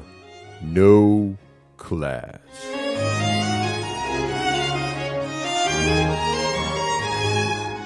Hey, everybody. Welcome back. And now, as we mentioned earlier in the show, this time around, we're going to be doing a mulling mechanics a little bit differently. We're going to be not so much looking at the mechanics of games, but bling, accessories that really bring us in. Exactly, because sometimes the accessories, and Eric, I think you might have some good examples of this. I've heard you talk about it on the Dice Tower before, that it is literally the components that make the game playable. Well, like, certainly draw you in, and it wouldn't be the same game without that awesome piece of bling. Exactly right. And it's almost like you walk by the table and you don't even care what the rules are. You don't even really care about the theme. It's just like, I don't know what's going on there, but I got to try that craziness, right? Exactly. Yeah. That's what it is. So I thought it'd be fun. Maybe start with some classics, because this is not a new concept, by the way. Yeah. You just got to think about, because I think the game that kind of exemplifies this is the classic Mousetrap. Right. Indeed. I would argue that 3/4 of the money made on Broadway is based on this whole. So yeah, it's not new. Yeah, you can't really argue that either. But Mousetrap, think about it. Mousetrap is the worst game ever. It's roll and move. Yeah. Right. There's zero strategy. In fact, there's no need to play the game. The whole goal of the game is to be the person who gets to turn the crank. Right. I mean, that's what you win. Right. You get to turn the crank. Right. I mean, but yet it's one of those games where you walk by it and you got to see it work. Right. Mm-hmm. Yeah. Well, for the longest time, as far as I could remember, I had never actually played the game Mousetrap. You just break it out of the box and all right, let's just assemble the thing and turn the crank a few times. Until this past summer, my kids and I were at Dice Tower Con, and this was in the kids' library. Oh. And my kids were like, yeah, we want to play this game. I don't know if I want to play this. And we pulled it out and actually played by the rules, did the whole thing. It is very straightforward, roll and move. It's got a little bit of a push or luck. You can push certain characters back. You can push other people backwards or forwards on the track. You can try and push your luck a little bit near the end to try and get as many mice as possible under that basket before you turn the crank. So there's something to this game. But yeah, it's pretty basic, but it was kind of fun to actually play by the rules and put the Mousetrap together according to the way it's supposed to be. It's funny because that's a case of the components actually distract you from the game rules, because I have never had a desire to understand the rules that much. Yeah, I mean, it actually says in huge print, do not assemble the Mousetrap. It's part of the game, people. Right. Just because you want to just put it together. Right. It's the ultimate Rube Goldberg. It's great. Exactly. So what are some of the classic ones you think that have been around forever that kind of fall into this category? Do you have some of those? Or another one I think for sure is Life, right? I mean, Life has sort of the wheel. It's got the wheel. Mountains. It's got the mountains. The plastic mountains and the Wheel of Fortune. And then it's got gameplay elements, right? Because you got the car and you got to put the people in the car. And then the people can fall out of the car because you could end up with, like more kids than fit in the car. Yes. But again, that's a game where you look at it and if that game had no components, even if it had plastic cars, but no mountains and even the spinner's pretty good. It's roll and move, but the spinner's the clicky spinner. Right. It's more the sound than the visual on that. Yeah, exactly. Part of that. Yeah, you kind of want your turn to come again so you can spin the spinner, and you kind of want to see how many people you end up with in your car. So that's got it. But so this is a problem for me, because I don't know about you guys, but I'm a huge board game, bling guy. The components do draw me in. I think we all know. I'm going to admit that, which might explain why I'm a miniature gamer now. But there were some classics. I don't know if you guys, Eric, do you remember the game Chopper Strike? I do. I mean, I've heard the name, but I don't think I've ever played this one. So, Craig, do you remember Chopper Strike? I do not. These are old school. So this game was really cool. So imagine a cardboard, fold out, looks like a grid like a chessboard, except on this grid is painted like a Vietnam jungle. Right? Okay. You've got a bunch of Jeeps, and the Jeeps all go in the back row, and the Jeeps all have little anti-aircraft cannons in them. Ooh, I think I did play this. Then there's I have that in my. I think I have it in my game. Right. Then you have it? I think so. I think I still have this too. Then there's this plastic level that goes on top of the board that makes a whole level above I don't have the Jeeps, and then there's helicopters that go on that level, and it's clear, translucent. How do you move the Jeeps under the plastic? You level? reach under the plastic thing, and you can, because there's big holes in the side. So imagine it's just four legs holding this plastic tray above the board. And the helicopters, it's little Cobra helicopters, because it's based in Vietnam. So the Cobra helicopters move, and the Jeeps move, and it's a very simple game, so that if you can end a Jeep under a helicopter, it can shoot it down. Or if you can end a helicopter over a Jeep, it can basically shoot the Jeep. Jeeps can take each other, and it's kind of like a very simple sort of chess meets Stratego meets awesome components game. Which was one of my, and I used to love this game as a kid because, again, it had the great looking components. You're playing with helicopters and Jeeps. Early miniature gaming. That was a classic. What are some older ones on your guys' list? I have lots of these old ones here. Well, how about Dark Tower? Ooh, that is a classic. Now, Eric, describe that for the listeners who don't, because this is one of those Grail games. Right. That I don't know that it plays well, but it's just so unique. You gotta own it or try it at least, right? Yeah. Well, this is like a fantasy quest sort of game, but the main component was this big tower in the center that was battery powered. It was actually a computer that used a very interesting but primitive display system with a rotating drum and lights that would light up, and you had to enter things into a keypad. I never owned this one. My older cousin had this, and it was always, he's the guy, the cool cousin that you always looked up to. You're right. and he had this game, and he let me play it one time. I don't even remember what happened in this game, but it was incredibly complex as you're moving around, collecting resources, having battles, and nasty things could happen to you, or you could eventually get treasure that the computer would keep track of. I have since played computer versions, emulations of this game, but it's not quite the same. Even with the sound effects of the bleeps and bloops and the whirring of this thing, it's not quite the same thing without that obelisk in the center of the board that really makes Dark Tower what it is. It's true. These games, they're definitely, what's great about these crazy component games is they really make it really makes the board game experience the experience, right? You have to have that strange plastic tower spinning with lights and making the funny music, right? To really make it all work. Yeah, that is a classic. I think I played Dark Tower twice myself back when it was first out.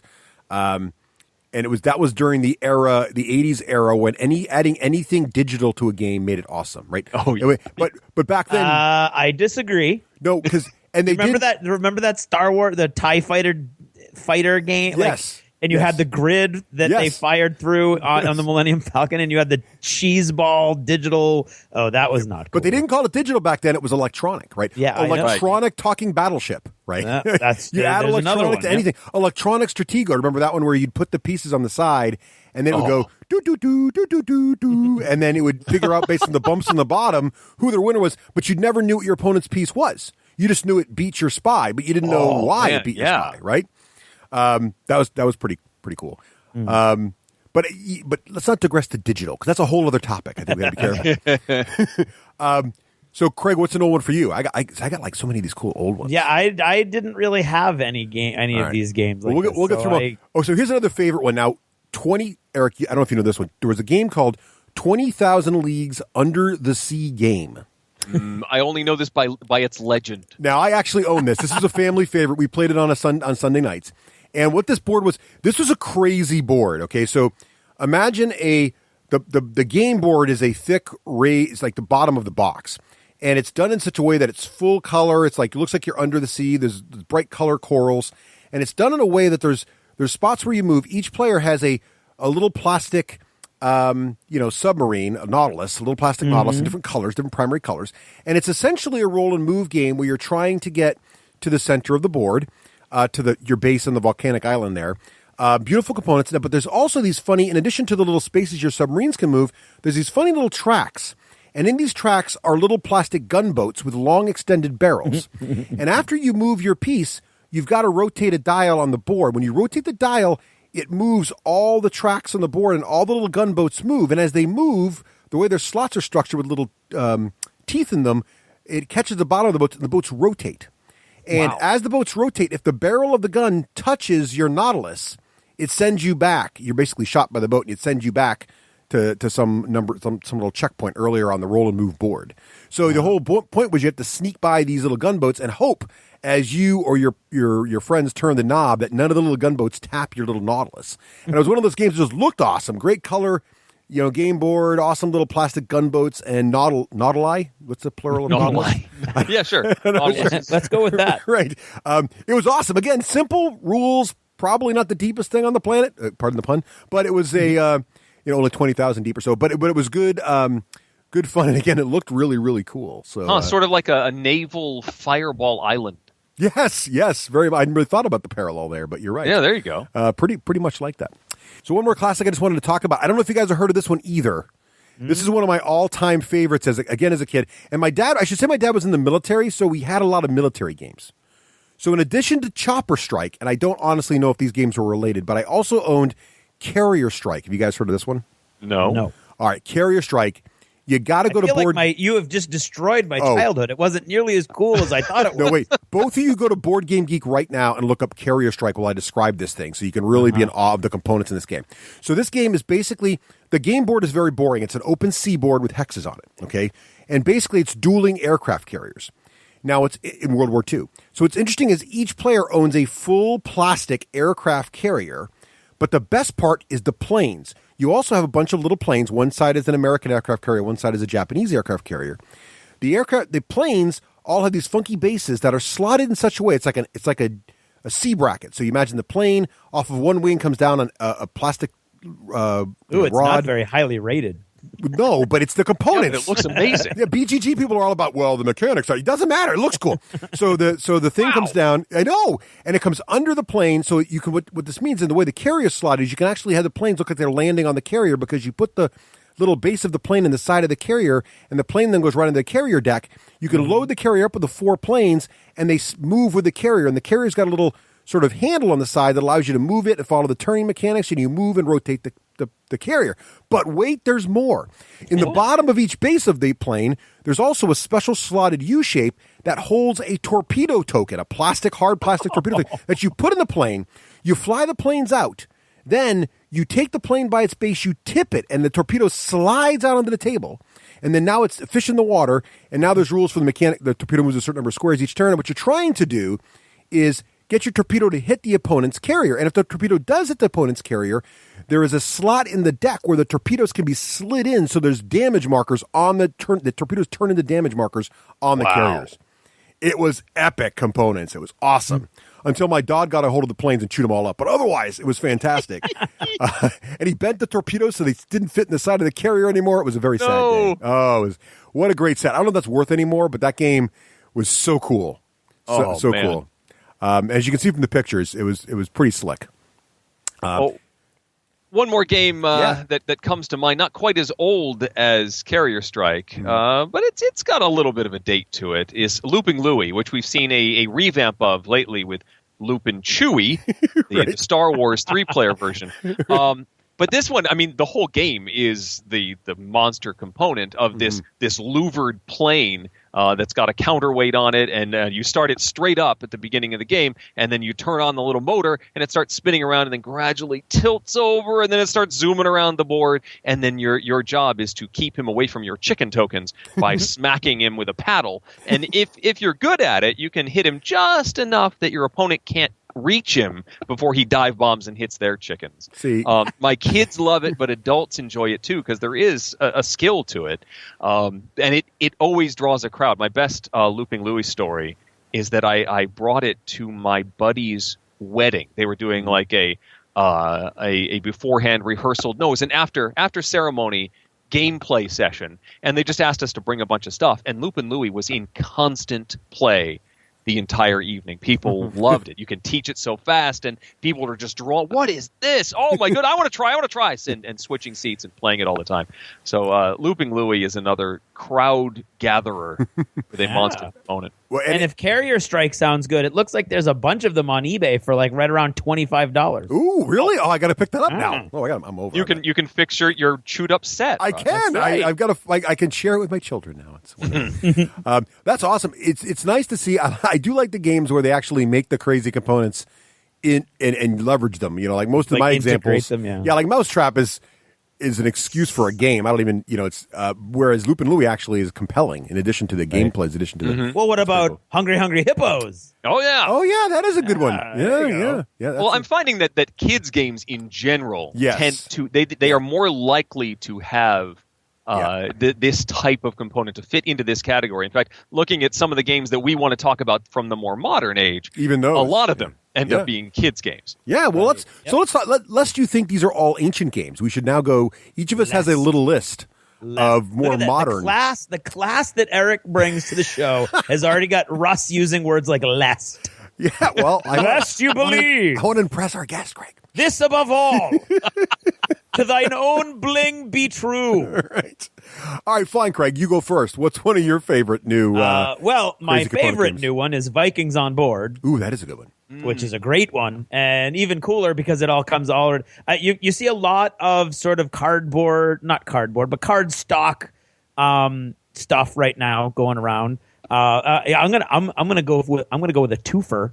Okay. Vikings on board and Dragon and Flagon. Yeah, right. Yep. Both of which have really cool components, the 3D cardstock components.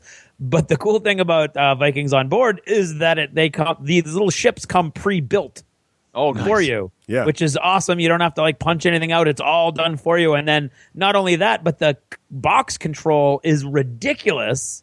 Because not only does it have space for all your stuff, it has space for the con-exclusive components that you might pick up at one point. What? It's crazy. It's really, really cool. And but I mean, that game would I play that game if it was just like little cardstocks, it could be flat tokens because you're basically or like think of it as like Carcassonne. It could be tiles, right? It could be, but it doesn't work. Would it be as cool? No. I don't think I would have bought it if it didn't have these cool Viking ships and the prow and the stern and all that cool stuff. No, it's right because you're building and launching Viking ships, as part of the story, and you're trying to get your shield colors mostly in those various ships and make sure the right goods are shipping there to max it out. So this is an example, I think, in modern times now, there are people who recognize that people like us and newer gamers too have all these great childhood memories of awesome component games. What if you took an awesome component game and put some solid Euro-style rules on it? And Viking on Board is a great example of that. Yeah. Craig, you hit on an interesting point. Would you be as interested playing Vikings on Board if it weren't so blinged out? We had a question in a discussion on the Dice Tower recently where somebody asked about the game Santorini. And how it's a pretty straightforward abstract game that could have been produced in a far more limited fashion. But Santorini is totally blinged out with plastic pieces, and it sits on a turntable and like a platform, and it really look at that built-out plastic thing. But I think we came to the conclusion that it probably wouldn't be noticed if it wasn't built out like this, if it didn't have that curb appeal where you say, wow, this is such a neat looking game. I wonder what what's like under the hood. Right. And you would probably not notice it if it didn't look like that to begin with. Yeah, like I can't say that I would not have bought Vikings on Board if it wasn't all blinged out the way it was, but I would never have noticed it or played it if the demo was just a bunch of tiles. I certainly wouldn't have even given it a second look, which might say something bad about me. I don't know, but yeah, absolutely. And looking at Santorini, that's cool. I love the little blue domes, just like there really are there. And that I would immediately look at that game because of those components and all the little guys wandering around and stuff like that. But if that was just Carcassonne tiles or whatever, I never would have given it a second glance. Mm-hmm. Yeah. So some of these, at the very least, it hooks you. Yeah. I mean, the components might. I mean, the gameplay might justify buying a blinged down version, but it's the components that hook me in the initially. Mm-hmm. Some of these components could not be removed without totally destroying the game. I mean, you can't have Russ and I were joking about mentioning this game, and I'm going to do it anyway because I think it's expected. The Powerpuff Girls, Mojo Jojo Attacks Townsville. Yes. Has as one of its components, sort of the centerpiece, a giant laser made out of cardboard with a big hole cut out of it. And at some point during the course of the game, one player is playing Mojo and the other players are playing the girls, moving around the board beneath this giant laser. Mm-hmm. And at some point, Mojo attacks the girls and has to throw a die physically through the hole in the laser to knock over the pieces. And that could not be achieved with anything other than this exact mechanism. But the problem, of course, is that after you've assembled this giant laser, you can't put it back in the box without disassembling the entire thing, which was why I eventually got rid of it, because it just was ridiculous to put this thing together every time. But still, as far as this discussion, this is one that would certainly draw a crowd. You look over and see a giant volcano-based laser gun tower thing with a big window through it, and somebody's throwing dice through it. That's certainly unique. Well, probably also yelling in a loud Mojo Jojo voice while doing so. I would do that. Which would definitely... I would totally do that. So that would be excellent. So that's yeah, and I think you're right, Eric. I think a lot of these games wouldn't work at all. I think without the mechanics. But Craig, you're right too. I think I wouldn't have stopped and looked twice at Vikings on Board if it were not for the components. And it turned out there's a nice little rule set there too. Yeah. But Right, exactly. I mean, I love the game now. And Dragon and Flagon, same thing with the figures, the cardboard figures moving around, and you got the tables and the little chair. The cool thing there, the little mugs, the little chairs made out of wood, the little barrels, and I mean the whole game is like you look at that board game as you're walking by the booth, and you know immediately that you're looking into a tavern. Yeah, like there's no doubt that they've recreated a tavern there, and there's these people running around. So that I think that was a great use of, and again, you could do that with tokens and just make it a board game, but it would not have caught my attention, I don't think. Right. And then Rampage, or as it must now be known, Terror in Meeple City. That's an excellent example, right? So yeah, that's the one, of course, where the towers are made of meeples that are holding each successive level of the buildings, and you're literally trying to actively destroy the buildings as you play. Yes, with giant meeple dinosaurs. Giant giant kaiju monsters that can throw vans and breathe breath, which may or may not be a bad thing depending on who you're playing with. Right. Yep. Flick monsters, drop down on buildings. It's crazy. And Crazy fun. And it is the components, right? The components, that's kind of like Looping Louie. I think you watch the components and the gameplay style, and you got to try it out, right? Oh, yeah. And that's a game that literally cannot exist without the bling, because the whole game is about the bling. Yep. Exactly. So those were mine, because I don't have as many of these. I love these games, and these are the games that attract my attention, but I don't have as many as you guys. Now, I've heard a rumor you've played Pie Face, Craig. Pie Face is right there. Yes. When Pie Face was all the rage at Christmas time last year, my parents went out and got it. Really? And my mom somehow developed you know how moms can sometimes do this, or parents in general, they sometimes do this, where they get an idea in their head and you have to go through with it, because if this idea does not come to fruition, then this holiday or this event is not successful. Yeah. Right. And that's what my mom did with Pie Face. And she brought it out. She was like, we're all going to play this game. It just happened to come out the other day at a different event, and everybody loved it. So you're all going to love it too. And like half the family went, yeah, I don't think so. I'm going to get hit in the face with no. But, we all manned up or womaned up in my sister's and my niece's case. And we played. And not only that, but because I knew what was coming, I had gone out and made a bunch of little golden trophies. Nice. And we played that. My 93-year-old grandmother played with us. And it was fun, which is it's totally random. There's it's basically Russian roulette with a cream pie. Right, and this game wouldn't work. I mean, it's not the same game if you're just rolling dice and hope you don't roll a 1. Right, exactly. Right. If you're not getting hit in the face with exact same game. If you're not getting hit in the face with a pie, you're really not experiencing, the components aren't really working for you, right? Yep. Mm-hmm. Right. Yep. So that you're right. That game was a lot of fun. And then I brought it to New Year's Eve, and I think we might have played it once, and everybody was like, "Yeah, I'm all set, getting sprayed in the face." So you're saying replayability is a little replayability is unless you have a massive getting pies thrown in your face fetish. Yeah, I think the replayability, once that one rush of adrenaline you get from the first time you play it, I don't know how long that will last. Have you experimented? Unless you're aficionado. Have you experimented with different pies? Like maybe if you got hit with a chocolate cream pie one time and then a banana cream pie the next time, with the flavor changes help. Spoiler alert, it's not a real pie. This is a problem. I found a flaw. You're getting hit with whipped cream. Is basically. Maybe you should try it with a real pie. Maybe you should. I don't think it's strong enough. I think the little hand would not be capable. Right. Yeah. I don't know if you've seen this game demoed at any conventions, but they don't use the whipped cream. They use confetti because they need to be reusing it all the time. They don't want to mess up potential customers. I don't know if that makes it more replayable if you're willing to get hit with confetti more often. Yeah, I don't know. I would imagine that would make a bigger mess, though, in your house. Yeah, especially if it was glitter, really small confetti.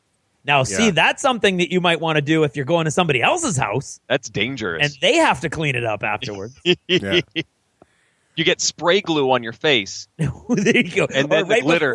right before somebody goes, you just like accidentally hit them with, oh, sorry, that's just Banaka. No big deal. But it's really spray. It's like Banaka. 3M spray. Banaka. Craig just revealed how old he is. Do they not have Banaka anymore? I don't think so. I'm going to find out. Eric's old enough to get the joke, too. That's the best part. Oh, yeah. Banaka Blast. Yeah, that's right. Awesome. So, one of the ones I wanted to mention, which kind of dovetails into one of your earlier examples, Craig, of a game that the mechanics... I will have you know that you can buy Banaka Blast at Amazon. Really? Really? The throwback category? No. Look, it's pack. You can get a pack of 6. Right. In fact, multiple returns show up. If you look, returns. Look. Spearmint. Would you? I double dog dare you to order some. No. Okay. $37. $37 $37 for 3 Banaka Blasts. 37. They're collectible. Oh no, sorry, that's pack of 6. So that's what 18. Okay, $37 for 18 Banaka Blasts. Oh, boy. Because God no. Oh wait, you can buy. Oh dear. You can get a deal. Buy 12 sprays. Anyway, so games. It's not actually a deal. Eric, have you played? You're better off buying. They're collectible. That doesn't make any sense. They're collectible. Eric, have you played Star Trek Panic yet? I have indeed. It is a fun game. Now, that's a game also, though. I think if the Enterprise in the middle wasn't three-dimensional with plastic shields and damage blasts that attach to the shields like explosions or the hull of the ship, and then had replaceable sections that showed the damage on the ship, like the blown port nacelle or whatever. That's what really pushes it over the edge. Yes. That makes it the best Panic game. Not only the fact that it's a Star Trek theme, but that whole set. If it was just like tokens on a board and markers for wounds, it wouldn't work for me. I think it needs to be. Well, I mean, the original Castle Panic has a stand-up castle. It does, so but you would assume. Yes, but the stand-up castle and Castle Panic's a little anticlimactic. It's just kind of like for, you know what I mean? Like this is a much more dramatic presentation, I think. Absolutely. Ooh, the little ball of lightning is cool. What's that? That's damage to the shields. So when your shields get hit, you put the lightning counters on it. And then if they get through your shields, you got to put these little explosions. They almost look like blast markers from miniature games, Craig. You put them right in the saucer section or the engine piece. And then when enough damage goes on there, you replace those with a actual piece that goes on top that looks like the engine's now damaged or the saucer's got holes in it, that kind of thing. It's pretty cool. So that's another one I think, again, I think that game would not nearly be as fun if you didn't have a slowly damaging Enterprise in the center of the table. Right, and rotating, too. And rotating. Really, right. you feel like you're flying a ship. You do. And it actually matters which characters you're playing, too, because if you don't pick Sulu, you have trouble getting to where you want to go, for example. Exactly. So I like that one a lot. Eric, what's one of the ones on your list? Let's see. Let's talk about some block building games. All right. I've got 2 that fit this category. One is Pueblo. All right. Where you've got these big chunky pieces that you're sort of building a structure and trying to hide your color pieces with the neutral color pieces and with other colored player pieces so that the guy walking around the side doesn't see your color. And as you build this structure, people come up and go, whoa, this is neat. And this is another one that you couldn't do this with just tiles. You could maybe try and do it with flattened cardboard pieces. But no, it doesn't work without the chunky plastic pieces. And then the opposite of that is the game that used to be called Rumus and is now Blockus 3D. Yeah, right. In which you have chunky Tetris-like pieces. These are all different. The ones in Pueblo are all the same shape. But the Rumus pieces are almost like Tetris pieces in various combinations. And you are trying to set it up so that your piece, your color, is visible from above as you build this structure, with rules about how high it can be in different sections. But you also need to leave your options open where you can still build around other players and leave some of the faces of your color available to build off of. Another one that as you build this structure, people approach and say, wow, what is this? I don't even care how you play this game. Give me those pieces. I want to play with those. I want to build something. Yeah, Rumus and Blockus 3D. Both good ones. I like both those games. When you mentioned blocks, you got me thinking of Medina. So Medina's cool because this is a game that you're building sort of an Arabian city out of blocks. And there's wooden wall bits, there's little wooden buildings. Thus the reminder. Yes, and then you have, but there's little like almost like onion spire bits that go on top, and that's how you claim the ones that are yours. And so while you're doing this, you're really trying to get the right combination of your buildings owned in certain sizes to maximize your victory points, and being near a wall is good, and being near the well is good, and all these little other factors. But But what's interesting is you're sort of building this cool-looking city when you're done, and I think this is a game you probably could play with tiles and markers, but it wouldn't be the same at all without you could, and it's called Carcassonne the Castle. Yes, I guess that's right. More or less. More or less. But I think with the bits, Medina really shines and is one of those games. It's Again, very cool. You walk by it and you're like, ooh, I got to try that. Well, it has the feeling of playing with blocks. Yes. I mean, if you didn't know any better, you might say, oh, that's a pretty cool block set that you're playing with there with all the different color buildings and the walls. That's really neat. My kids would love that. And it's a really great game, too, because unlike some of the tile drawing games like Carcassonne, there's no randomness at all because you have a certain number of pieces you put down in whatever order you want. The only unknown is not imperfect knowledge of what your opponent's going to do, which is really interesting. So I like that one. What's another one on your list there, Eric? We talked about the how you can do the game sort of blinged out, and then you could do a lesser version of it, and Flick 'em Up sort of falls into that category. Yeah. Because this is the flicking cowboy game from Z-Man. Actually, it's not Z-Man; it's Pretzel Games. And you've got these cowboy meeples, and you're flicking bullets at each other. And the original version came in a nice big wooden box, and you've got all wooden pieces. And then they recently released a more of a mass market edition that has sort of plastic components. Oh, that's right. But they still look lovely. And you've got this whole thing set up on the table, and it looks like a miniature, a toy Western town that you are setting the stage for some sort of showdown at the OK Corral. Oh, yeah. And that's another one that people get drawn into because of the components. And you probably couldn't do this with just... If it was just discs and like a little cowboy token somewhere, it really wouldn't work. You need to have that cowboy meeple and the hat they're wearing and really looking like they're facing off and trying to shoot each other. Yeah, and they added this year, did you see they added the Indians and you flick the little bows and they shoot the little arrows and just, because you can't, and there's TPs now and everything. It's pretty insane. That's a great one. Speaking of cowboy games, we're going to talk more about it later, but Colt Express has to be mentioned in this category. Yes. That is, essentially, it's a three-dimensional train robbery going on right in front of your face. And there's nothing wrong with that. No, so we'll talk more about that later, but we had to mention that way. Eric, you brought up cowboys. I had to just throw that out there. Oh, absolutely. And I will also, Camel Up is one of those ones, too. I don't think Camel Up would work. I mean, actually, the mechanics of Camel Up are really very clever, and the whole idea of betting and how it works and how the camels race around the track and the stacking sequencing is brilliant. And that all could be done in other ways. But the fact that the camels stack, but more importantly, the fact that there is an over-engineered dice rolling thing, which is a giant pyramid that you invert and is cleverly constructed to only distribute one die at a time. It definitely makes the game. Because you can't watch this game be played and not see people shaking a big pyramid, turning it upside down and watching a single die pop out of it and be like, I got to try that out. So what do you think? Did Camel Up grab you with its components also?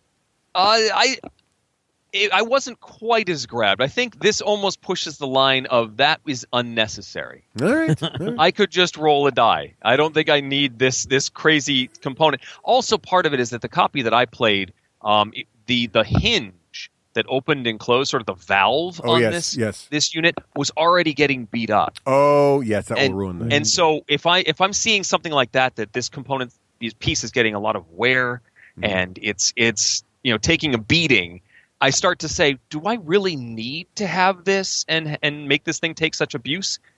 And so I sort of got a bad taste in my mouth from that particular experience. That's fair. I will say, I think the reason they did it was because they didn't want you to see which color die was coming out. Right. So there's a little bit of justification, but you're right. It's definitely over-engineered. You could draw from a bag. Yes, you could. Pull one at a time. Now, mine was a later edition, I think. I don't know, but my pyramid's holding up pretty well. But I do know a few folks that got early ones that had trouble. I don't know if they changed anything or not. But yes, but it is a cardboard pyramid, so if you're not careful or if you spill water on it, that's pretty much the end of that. Yeah. The last one I have on my list that I definitely wanted to mention was the Black Pirate. Have you guys played this by Haba? Yes, this is the one with the bellows. Yes, so you've got a nasal aspirator. A nasal aspirator, yes. Or as I like to call it, the snot sucker. Anybody who's had a small child knows that you basically use this to remove things from your child's nose. So you got one of those, and you got this awesome board, beautiful looking board, and each player has a little wooden, Age of Sail ship with a little cloth sail on it, real cloth.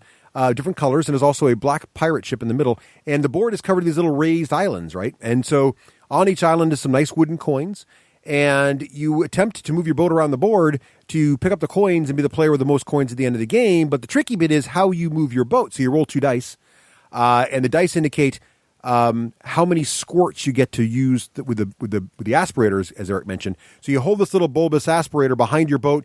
You can't touch your boat, and you squeeze it as hard as you can, or maybe not too hard. And the air hopefully propels your boat on the map nearer your destination. And of course, there are some rules about bouncing off the map or turning your boat over and other things that happen that cause you to go back to where you started. So you kind of want to find that sweet spot of getting your boat to move without knocking it over and causing harm. Eric, have you played this at all? I have. We have a copy of this. The kids enjoy it. We also have the dual version, the 2-player version. Yes. Which has cannons. Oh, yeah, right. And those are for you. You like squirt the aspirator in this tube that shoots a cube across the board, and that adds a whole extra layer of fun. But you can really get some distance with these boats if you get good at it and get the right pressure. You get like 3 squirts and you go whoosh and send your boat halfway across the board, and then whoosh, and your opponents think you can't catch them, but you can. Right. Yeah, we got this game when my kids were very young, and I got to watch the developmental cycle from when they couldn't squeeze the bulb hard enough to even affect the boats at all to, a few years later where boats were literally shooting across the room, from one side to the other. Because you can definitely, once you learn some of the tricks of where to hit the boat, you can really get some good speed on there. Yeah. So that's a really fun one, and it looks beautiful too. And the mechanics, again, are one of those crazy mechanics. You're like, I got to try those. Yeah. Speaking of kids games, we already mentioned that the bits on the kids games are usually pretty nice and memorable, and a couple more to mention. The Enchanted Tower, which I want to say is Dry Magier Spiel. I think that's correct. I don't know that one. What's that one like?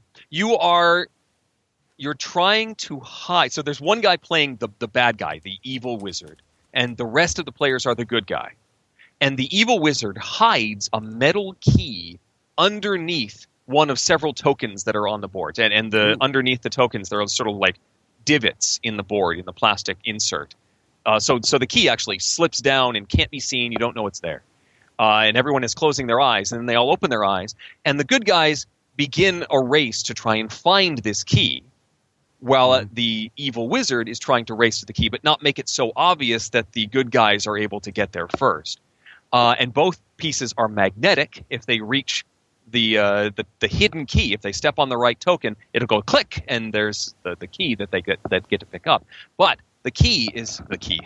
The point is that there is a tower, and this is the iconic piece that I'm talking about. A tower that has 6 keyholes in it, and that's what the princess is plugged into. She's spring-loaded, stuck into this castle. Right. And you spun it around at the beginning, so you don't know which direction the true keyhole is facing. And so you get a key, and you stick it in one of the keyholes, and 5 out of the 6 times it won't work. But if you manage to stick it into the correct one, the princess pops out of the castle, and you have saved her or captured her if you're the bad guy. That's really cool. It's neat. That's really cool. And the other iconic kids game is a game from Ravensburger called Pyramid in English. The one I've got is the German Flug der Mumie. It is a mummy chasing magnetic game. The board der Mumie. Flug der Mumie. Sounds like you're being a little fresh with the mummy, is what it sounds like. There. You've got the board, it's vertical, and it's magnetic. So the mummy player is sitting on one side and can't see where the players are, and is controlling via a handle the mummy piece on the other side. So you move your handle, and magnetically it's connected to the mummy piece. And the mummy player is trying to catch the players who are scattered around the board, trying to capture or tag different spots on the board. And if you tag a spot, you've suddenly pinged on the map, and the mummy player knows where you are. You're rolling dice to see how far you move and trying to move around, but the key is this magnetic, magic moving mummy piece that's sort of following you around and doesn't know where you are, but you might be hiding in a corner and waiting for him to walk by. It's cool. Very tense, but a blast, and really draws a crowd. Pyramid or Flug der Mumie. That's cool. I got 2. I hadn't heard of either of those, and the Flug der Mumie sounds really neat. That's fun. I want to try that. Very cool. Craig, got any left? Is that all of them? One did pop into my head when you were talking about Camel Up, which doesn't make a lot of sense but Samurai. Remember, it was Samurai that had the big tower, right? The big dice tower. Oh, yes. Or Yes, not yes. the dice tower, but the cube. The cube tower, yes. The cube That's- tower. Wallenstein or El Grande? Unless you're talking about a different samurai. I No, think you're talking Shogun. about. You're not talking about Knizia samurai. Oh, is it Shogun? No. Yeah, Shogun, right? Yeah. You're talking about the samurai swords samurai. Yeah. No, I think you're talking about I don't- Shogun. Hang on. There was a change in the name right after we played it a lot, and I can't remember what it ended up as. Yeah, you're talking about It's 2006 Shogun and or It's Samurai. Shogun and Samurai. Shogun That's and Samurai, which is based like Wallenstein, but it was a Japanese themed version of Wallenstein, essentially, right? Yeah, I've never played Wallenstein, so I don't. Yeah. Wallenstein? Yeah, same sort of thing. Wallenstein. Yes, where there's a giant tower, and so you battle. It's area control, right, with some other mechanics in there, and it's a pretty sophisticated game. But the interesting mechanic of it, which also is a cool component, is there's this giant tower, and it is like Wallenstein. There's this tower with all these baffles in it, and when I go to fight Craig, and let's say I've got 5 little cubes of army men, and he's got 6 little cubes of army men, we take all those army men, jump them in the tower, and whoever comes out on the bottom in the most volume is the winner of the battle, right? Right. And the cool thing is that your cubes can also stick there for a while. Right. So you could come out stronger than you went in. Yep. Or the other guy could come out. It was really neat. It was a really neat concept that couldn't have been done without this cool tower that kind of dominated the board. Yeah, and I think that's a good example because I don't know that without that tower sort of component and mechanic, Right. this would be a more compelling area control game than so many of the other choices in that category. Oh, right, exactly. Yeah. You know? I mean, it was like half the fun were the battles, just seeing how many cubes were going to fall out. Right, and the mechanics of of spare guys being in the cube that come out later, that kind of thing, right? Yeah. Very cool. Good. Well, there you have it. That is some wacky. Any more, Eric? Did we get all the ones? That's all the ones I could think of. I think I've covered everything I've got. Whew, Yeah. that's a lot of crazy components. I still want to go play Mojo Jojo now, Eric. Mojo Jojo. Mojo Jojo. So we'll be right back in a little bit after Total Fangirl to talk about, well, cowboys robbing trains, to be honest. This is Total Fangirl. Regular Jane most days, Total Fangirl when the moment strikes. Han shot first. Starbuck is a guy. And Lestat, now there's a vampire.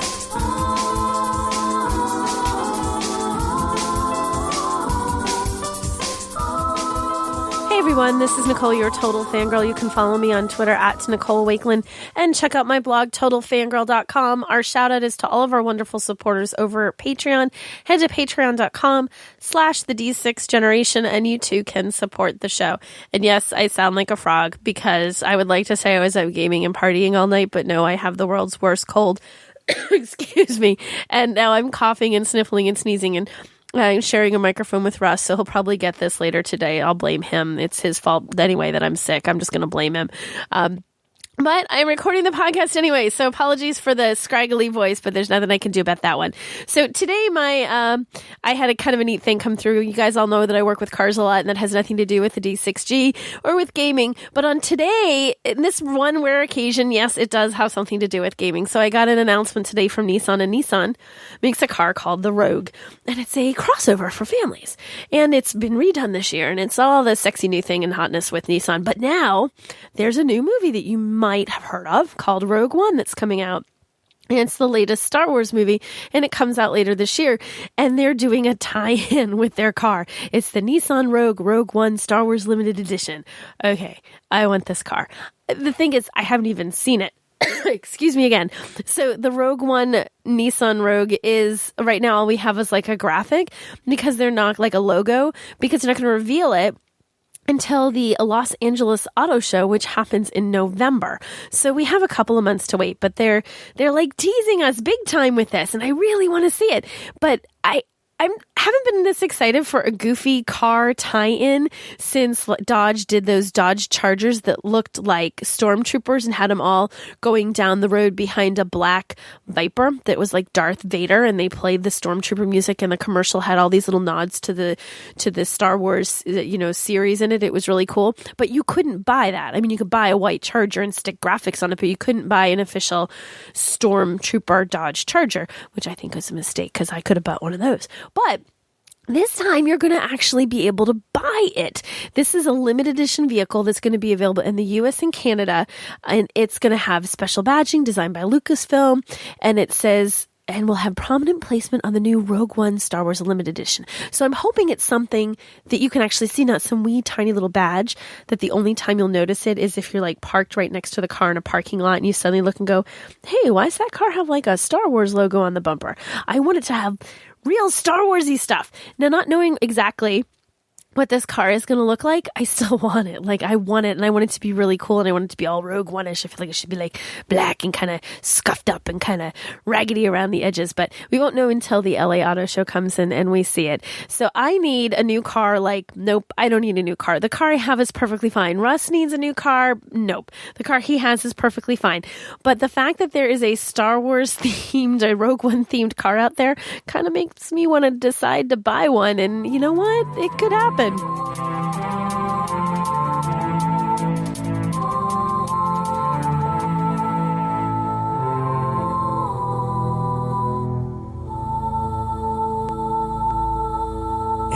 and so as we move forward in time and we start thinking about traveling, there's always something that really pops into my head, and that is, how cool would it be to travel with a whole bunch of gamers to a cool gamer destination, talking about games, joking about games, playing games, and being guided through a gamey experience? And that, of course, is Geek Nation Tours. That's right. One of our favorite traveling companies on the planet, Geek Nation Tours. You got to head on over to geeknationtours.com, and what you want to do is click on the Tours button. And see all these crazy tours like, Zombie Apocalypse Survival Training 101. How do you not take that tour? Or maybe you want to go check out, Who's Your Doctor, to really understand which Doctor Who is for you. So I did that. Maybe you want to do the Japanese anime tour. Maybe you want to go visit Adepticon. Adepticon, they're running out of space pretty quick on that. There's limited availability already for the Adepticon 2017 tour. Which we are almost always at. I can't imagine not being at Adepticon this year. Always have a great time hanging out with everybody. Looking forward to that. Always fun to hang out with the GNT folks. Also, Samurai. I mean, the Hobbits in Middle Earth and New Zealand. I mean, there's a place you want to go, and the best part about this is not only do you not miss anything, because Terrace and the crew over there at Geek Nation Tours always plan the fun and things both on the beaten path as well as off, but you're traveling with a bunch of like-minded folks. You're not going to be sitting on the with a bunch of tour people going, what do I have in common with this? What can I talk about with all these people in this thing? Do they even do what I do? No, you're traveling with a bunch of people that are all gamers. Yeah. They're going to want to talk about the same stuff. New Geek Elite, which are these special tours that give you all kinds of once-in-a-lifetime opportunities, like getting closer to NASA, talking to actual astronauts, doing all kinds of cool stuff with the Star Trek people, with Gene Roddenberry's son, and I mean that you if you really want to go out there, you've got those options as well. Exactly right. So the way you find out about all that is to head on over to geeknationtours.com. Rise up and join us on a geek tour. You're listening to the Dice Tower Network at Dicetowernetwork.com. More fun than Merchant of Venus. Wait, what? Who writes these? Hey, yeehaw! Welcome back, partner. We're back, gum. We're all back here. We've talked about crazy components, and now it's time to talk about one of the games that really called to me initially just because of the components, because you can't really walk by a game that looks like a little cardstock railroad train covered in cowboy meeples with 6-shooters. That's right. You can't walk by a game like that and go, whoa, sign me up. So, and that, of course, without saying without doing that. Yeah, right. Whoa, partner. So that's known as a bad pitch. Exactly. You can't walk by this game without walking right by it. Exactly. And this game, of course, is Colt Express. This was published actually a little bit ago. We get accused of always reviewing the new hotness on the show, and sometimes we go back and take an older find, like from way back there in 2014. Way back in 2014 by our friends at Asmodee, which seemed like to be the gaming empire. If there is an evil empire of gaming, I don't know if they're evil, but they're definitely Asmodee. That's for sure. They're an empire, yes. Yeah, they're an empire for sure. And the designer, Eric, do you know how to pronounce the designer's name here? I would go with Christophe Raimbeau. That sounds perfect. I would echo that. I if I loved could do it. him in First Blood. Oh wait, no, that's not. Never mind. No. Christopher Lambert. Different guy. Sorry. Interesting, great game. 2 to 6 players. Plays really quick, 40 minutes, and I don't know if this has been your experience, Erica. More players don't seem to slow it down. No, not really. I don't think so. Yeah, it seems to be about a 100-hour game no matter how many guys you throw at this thing, which is nice. Yeah. Also, considering the components, and we'll get into what's in the box and the value in a minute, but it's $40. That's not bad. I don't think so either. For the base game, and then it's $25 for what I would consider a must-have expansion.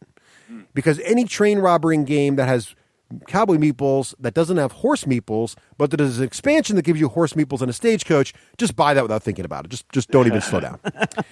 So, kind of set the tone here. We should really read sort of the back of the box. So Eric, can you please read to us in sort of the style of a cowpoke? What is the background here of this game? On the 11th of July, 1899, at 10 a.m., the Union Pacific Express has left Folsom, New Mexico, with 47 passengers on board. After a few minutes, gunfire and hurrying footsteps on the roof can be heard.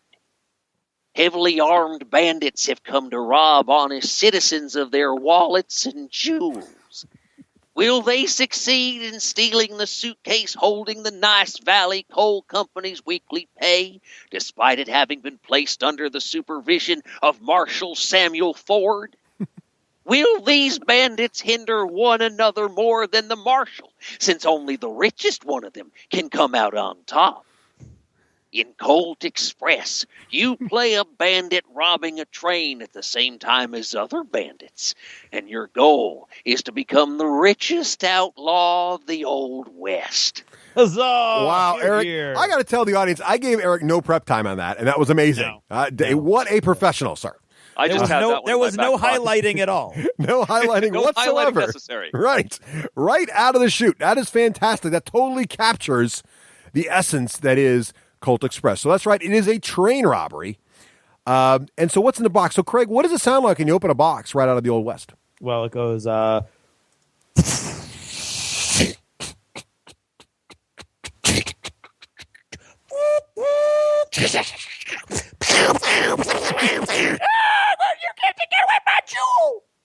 Not bad. Something like that. Pretty good. Wow. Pretty good. That was pretty good too. Also, no prep on that, people. See? I'm impressed. That's good. So inside the box, now we should say that there is some assembly required with this the very first time. So ain't no Vikings on board. You are building.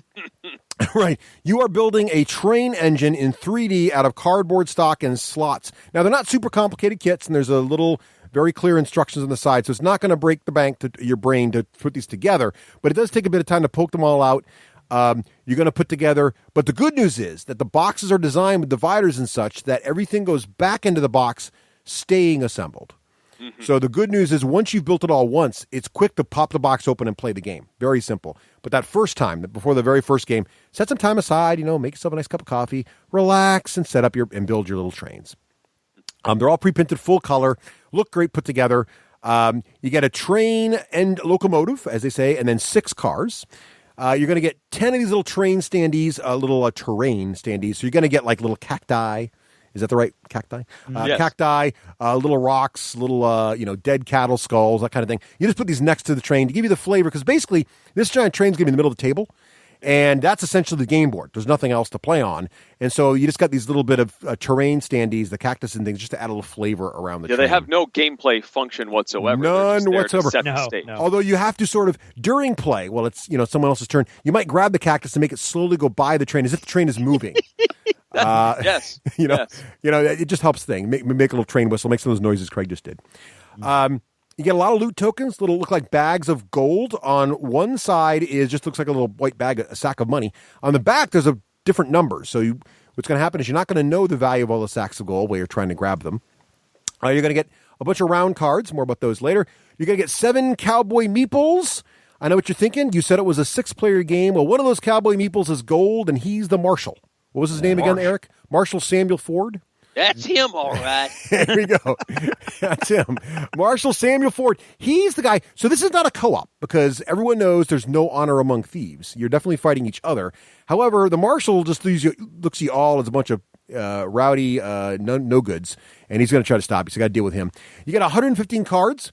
More about those a little later. So you got all these cards. The cards, though, which is cool. So each Each player is going to have their own deck of cards. And there's really 2 sub-decks. One deck is the deck of cards that are going to have keep track of how many bullets you fired, because you only have a 6-shooter, and there's no reload in this game.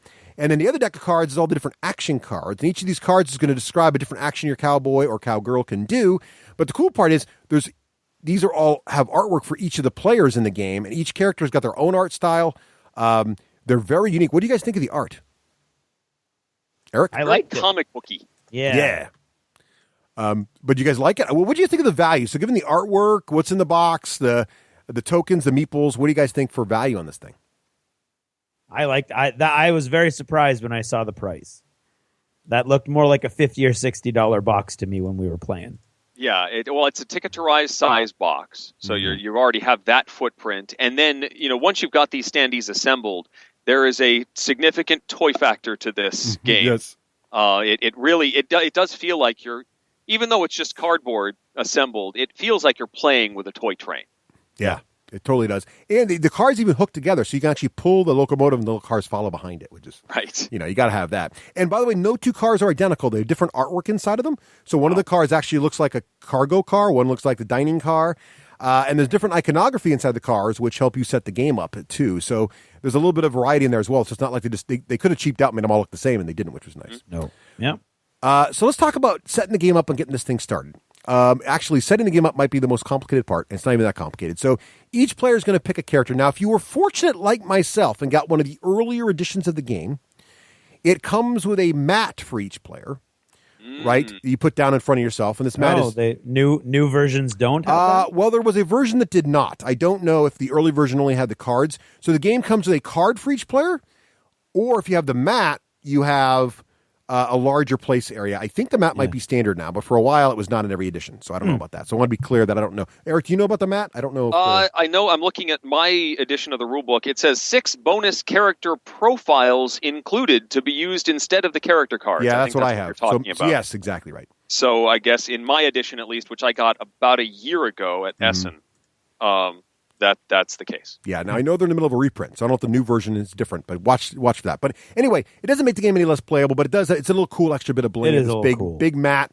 So that goes in front of you. Now, each of your characters has their own special ability. So whilst I always recommend picking the character based on the color and how cool the artwork is, let's be honest, you should know they are asymmetric, so they all have different powers. And there's an icon on the map that reminds you of the power, but you have to look it up because it's not immediately intuitive usually.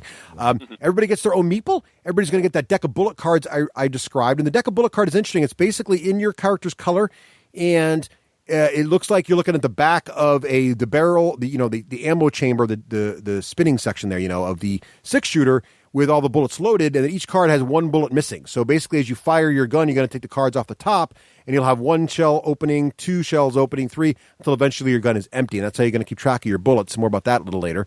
And you're going to have this other deck that is all your action cards. You're going to shuffle that up and put it next to you as well. So that's each player's ready to go once you've done that. You got your bullet cards, your action deck, you got your meatball, and you got your mat. You're ready to play as a character. But then you got to set the train up in the middle of the table. That's pretty straightforward. You got the engine, the train cars. There's going to be a number of cargo or passenger cars based on the number of players in the game. So 4-player game, engine plus 4 cards, right? Pretty simple. Yeah. The marshal goes in the train engine along with a little token that is a suitcase of money. So the marshal has the pay, as they said in the opening there, right, Eric? Indeed. The marshal has the pay up in the engine. You're also going to look inside each car, and inside each car there's a little iconography that indicates what, Craig? Indicates how many sacks of treasure they have in that car and how many gems are in that car. That's right. So you're going to put, without looking at the sacks, you're going to put that many in the car. So you don't know the value of the sacks. Gems are always worth 500. Briefcases are always worth 1,000. You know that. You don't know what the value of the sacks are, and different cars are going to have different amounts of sacks in them, right? So basically you've populated the cars with some money, with some gems, and the marshal's up there in the train engine guarding the briefcase, which is worth the most money. Last but not least, you got to assemble your sort of round deck. So what that works is there are different decks of cards that are used to reveal what happens each round of play, and these decks are subdivided into decks that are based on player count. So in a 2 to 4 player game, you pick from one deck of cards. In a 5 or 6 player game, you pick from another deck of cards. So you're going to shuffle up the ones from the appropriate number of players you have, pick 4 of those, and there's another sub-deck of cards that is the stop, the last card on the train's route, and that goes on the bottom of this deck. So you're going to have 4 random cards that are kind of happening along the way, and then 1 final brown card that indicates the very last event, and that will end the game when that card is revealed. Yep. Making sense so far? So far, so good. That's it. Now, in the basic game, that's everything. More about what the horsies do later. Then what you're going to do is you're going to randomly determine player number 1, and then play is going to start clockwise. And I think in the basic game, Eric, I can't remember. I think in the basic game, everybody starts in the caboose, I think. Do you spread out slightly? In the horse version, you do. So I'm always confused now because I always play the horse version. I have to remember now. But I can't remember how you spread out. Maybe you do go 1 car forward I think it's 2 and 2. Oh, 2 and 2. That's right. Yes, that's correct. So it's 2 and 2 in the back cars. I never remember anymore because I always use the horse variant. More about that a little later, which I think is a cooler way to start off. But in any case, you randomly determine player number 1, and you're ready to go. Right? Now, once you're all set up, as I always say when I'm trying to teach a game, it's important to make sure everybody at the table knows what you got to do to win. So the most important thing in this game is you're trying to end the game with the most money. And to get money, it's really all about the tokens plus 1 additional rule. So as I mentioned, the diamonds are worth 500. The bags of loot are worth anything between usually 250 to 350, right? I think maybe Actually, I saw a 450. 450. So 250 to 450, I think, right? In the bags, but you don't know what you're going to get when you grab them. You can look at them, but you don't know before you pick them up. They go up to 500. Oh, 500. Good. So they're as worth as much as the diamonds too. Nice. Then you've got briefcases. Now the marshal's got 1. There could be a second briefcase. This can happen on one of the event cards in the rounds. Or if the stagecoach is involved, there could be another briefcase.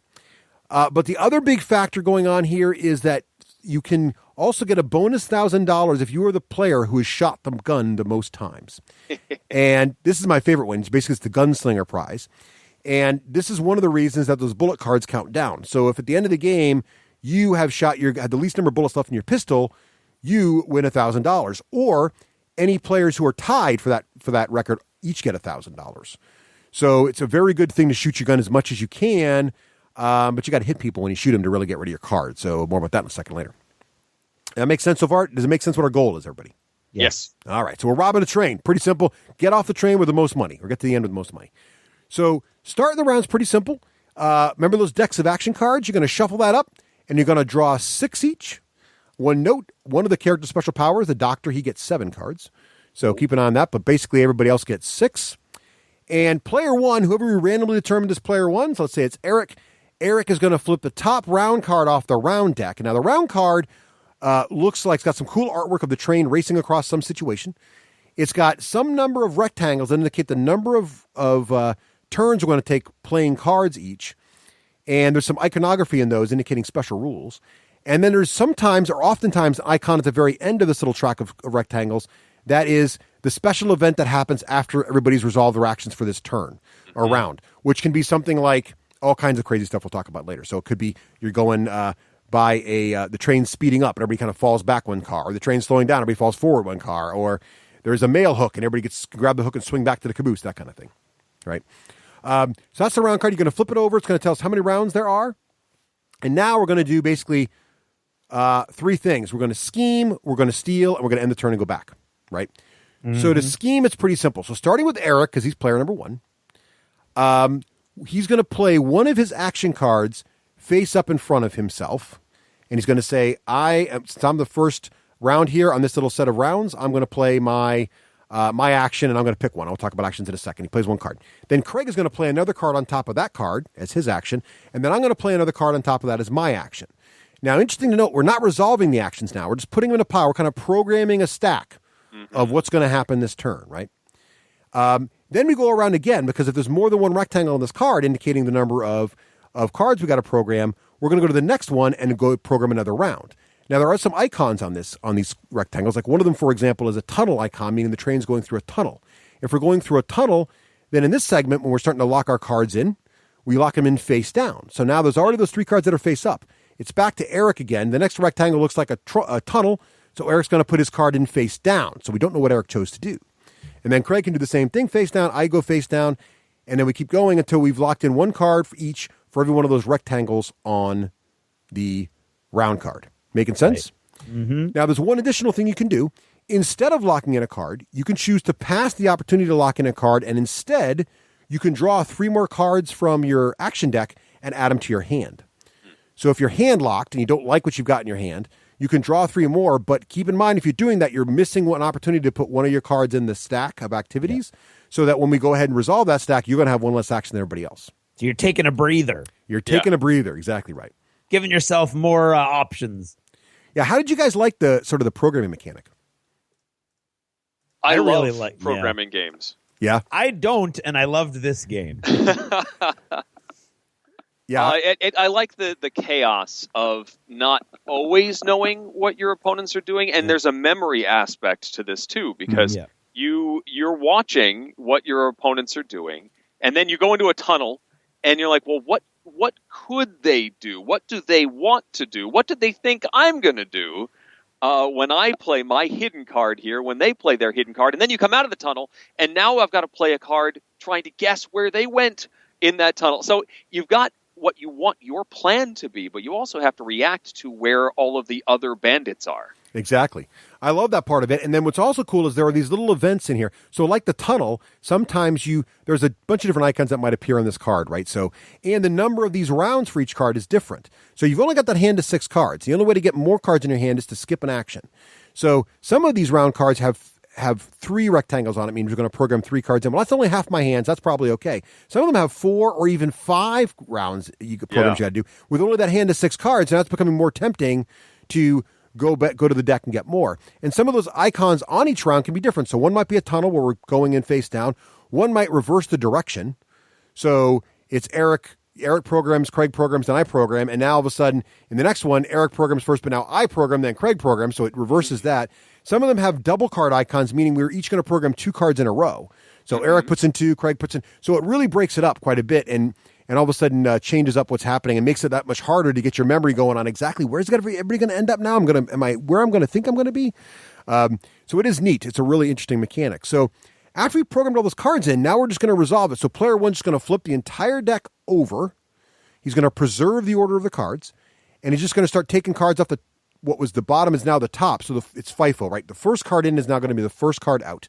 So we're going to flip it over, and since Eric's player 1, he's going to reveal the first card, and of course that card's going to have one of the player's colors on it, so we know since he was player 1, it'll be his, and it's going to show his action, and then he's going to go ahead and do whatever action the card said, and hopefully he's in the right place at the right time that matches the action he wanted to do when he came up. Right, because it's now obligatory. You have to do it. Exactly. So here's what the actions are you might have chosen. We'll quickly go through how they work. So one of the most common actions is move, and it's got a little icon going horizontally. Now, if you do a move action, if you're inside the train car, you can move 1 car forward or backward, right?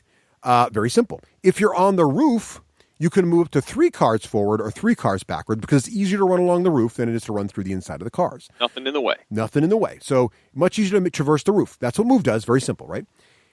There's another card that's called floor change, which has a little up and down arrow and shows your character climbing the ladder on the outside of the train car. And that's how you move from the inside of the train to the roof or from the roof to the inside of the train. So you just go up or down. And as Eric mentioned earlier, if something has happened and you'd rather no longer move to the roof and you're on the inside, well, too bad. You played a floor change card. You got to move up. So you have to move. Now, if you're on the roof and you're moving horizontally, you don't have to move all 3 spaces, but you got to move something. You got to actually do some of that move if you can.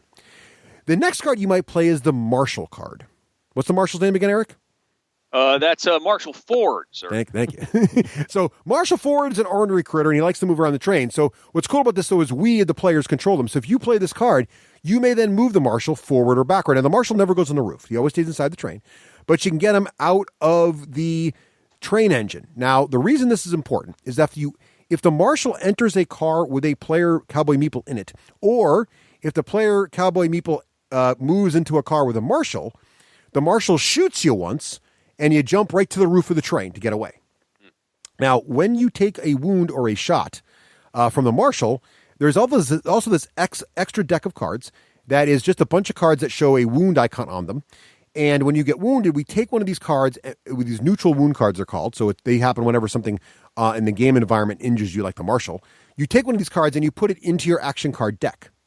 This is bad because now it's in your deck so that you might draw it in a future turn as part of your hand, and the card doesn't let you do anything. So it's taking up one of your 6 slots. So getting wounded stinks. So the marshal gives you a wound card, and he forces you to the roof. And don't forget, if you're on the roof, and then some ornery critter moves the marshal under you, and then later you've got a floor change card, you must go down. You have to go down and get shot. You get shot by the marshal, and you run back to the roof. So, yes, these things happen.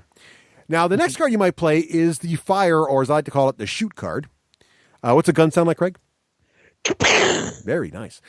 So you shoot. Now, to shoot is very simple. If you are inside the train, you may shoot into the car you're in, or one car forward or one car back. You can pick any cowboy in the car with you, or one car forward or one car back. And when you shoot them, if you hit a cowboy, you take one of those cards, those bullet cards I was mentioning. Those also have the icon of wound on them, and you give it to the guy you just shot. So if I shoot Eric, I'm going to take one of my, let's say I'm playing green, one of my green bullet cards, and give it to Eric. And Eric's going to put it in his deck now, and he's got to, again, shuffle out the rest of his cards, and he might draw that card, which makes him get one less card in his hand. Limits his options. Right. But the other thing you like about it as the shooter is now it's just reduced the number of cards in your bullet deck, which means you're on your way to becoming the most shooty guy, or the gunslinger, which means $1,000. Most shooty guy. The most shooty guy. That's the technical term in the rule book. It is. It's what they call You're it in trying the to be West. the most shooty guy. Yeah, I heard it on Magnificent Seven. That's true. Then you have the last two cards. You have robbery. So this is basically pick up loot from the train. It's called robbery because you're technically robbing the innocent bystander sitting on the train trying to mind their own business. But basically, this is where you pick up one of those tokens on the floor of the train, whether it's the gem or the loot bag or the briefcase or whatever. That's how you do it. So you got to play this card. It's another one of those things where the programming gets you in trouble. So your plan was, I'm moving forward one car because there's a nice gem there, and then I'm going to play a pickup card, but darn it, Craig has moved forward the sheriff into my car. He's jammed me to the roof, and now I'm on the roof picking a robbery card, but nothing's on the roof, so I wasted an action, right? That's the kind of stuff that happens. Yep. And last but not least, one of my favorite actions is the punch action. So the punch action happens. It's basically you are going to give a good old fist to the face to any of the cowfolk in your car, or in the same, if they're on the roof, they got to be on the roof of the car with you, or inside the car with you. Yeah. If you punch somebody, you push them forward or backward one car, and they must drop something of your choice from their possession. So if Eric is carrying that lovely $1,000 briefcase, I can punch him, and he will drop the briefcase where I'm standing, and then go back or forward one car of my choice.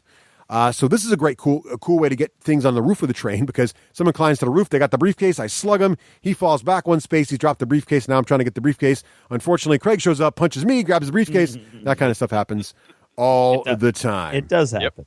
So did he miss any actions? I think that's pretty much all of them. That's all of them. Yeah, so that's pretty much it. And you've got one card. So you have more than one of these cards, right? So there's a few of these cards that are doubles, so it breaks the deck up a little bit. And then each cowboy or cowgirl has a few special rules that add some flavor to many of these actions. So, for example, when you shoot, you can only shoot left and right, but one of the cowboys can shoot up and down through the roof or ceiling where he is. The Cheyenne, the female Native American, when she punches you, instead of you dropping a bag of gold, if she chooses to make you drop it, she gets to immediately take it without doing a take action, which is kind of nice. The doctor, as we mentioned, gets an extra card in his hand. Things like that. Ghost, he gets to always play his first card face down, even if you're not in a tunnel. Things like that are some of the player powers, which are pretty cool. So that's all you do. So you do all these. We go through that whole action deck. And one pro tip for this game is, as you're resolving the action cards, give them back to the player whose color they are. Yeah. Because you're going to have to reshuffle these all back out to everybody, because at the end of the round, you're going to reshuffle all your decks, and you have to have all your action cards back in there, plus any wound cards you took. So you're going to have your action deck now might be a little bigger if you were either shot by the marshal or your fellow bank robber or your train robbers. So you're going to have that deck full, and you're going to shuffle it back up, deal yourself back 6 cards. You're going to perform any end-of-round events. These are the things that are on the last icon. It might be the swing and swivel arm that puts all the cowboys on the roof back on the caboose. Or maybe the train's going to break and push everybody forward one car. Maybe there's a passenger rebellion and everybody inside the train takes a wound because they just got the passengers are uprising, that kind of thing.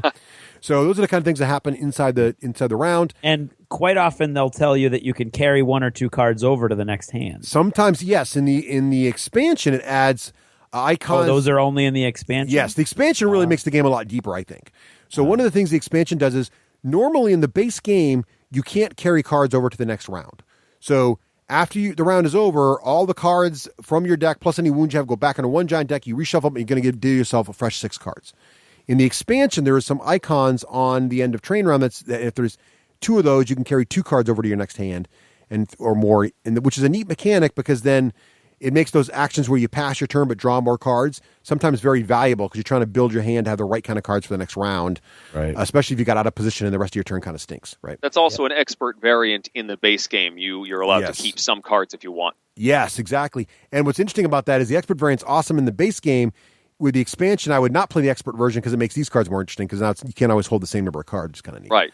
But very cool. Yeah, holding the cards over definitely adds a nice tactical depth to the game that make it a little deeper but for multiple plays, which I like. So that's pretty much it. One last thing in the end of round, the first player passes to the left. So to mark that, you just move that little pile of remaining round cards to the next player. So Eric hands them over to Craig. Craig's now player number 1. He's going to flip over the next round card, which is a certain number of icons on it showing how many times you're going to lock in actions. And here we go again. And that's pretty much the whole game. You just rinse and repeat until you go through that whole deck of round cards plus the one stop card. And then at the very end, you add up all your money from your tokens plus the $1,000 bonus for the shootiest, or if you must be boring gunslinger in the West there. And that's your total money. Who's got the most money wins. Yep. That's the basics, right? Did I miss any of the basics, Eric? I think that's it. It's pretty simple. It's easy to teach, but there's a surprising amount of depth in this game. And it's the kind of game where after you play it once, you almost immediately want to play it again. We found that to be the case.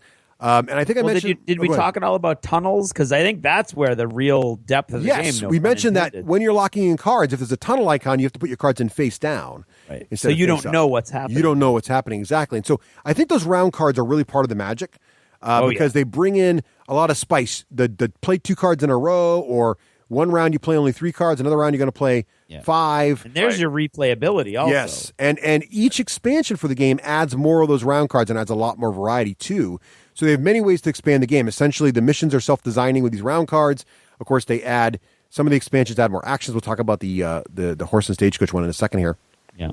So we talked about some of the character special abilities. I think the only ones we didn't mention were Betty, who is sort of the beautiful belle. She is so pretty that if you have a choice between punching or shooting her or somebody else, you always shoot or punch someone else. We mentioned the Django. His ability is his gun blasts you back a square. So it's kind of like being punched, but you're getting shot. And I think we mentioned that Doc has 7 cards. That's pretty much all the player abilities. Yeah.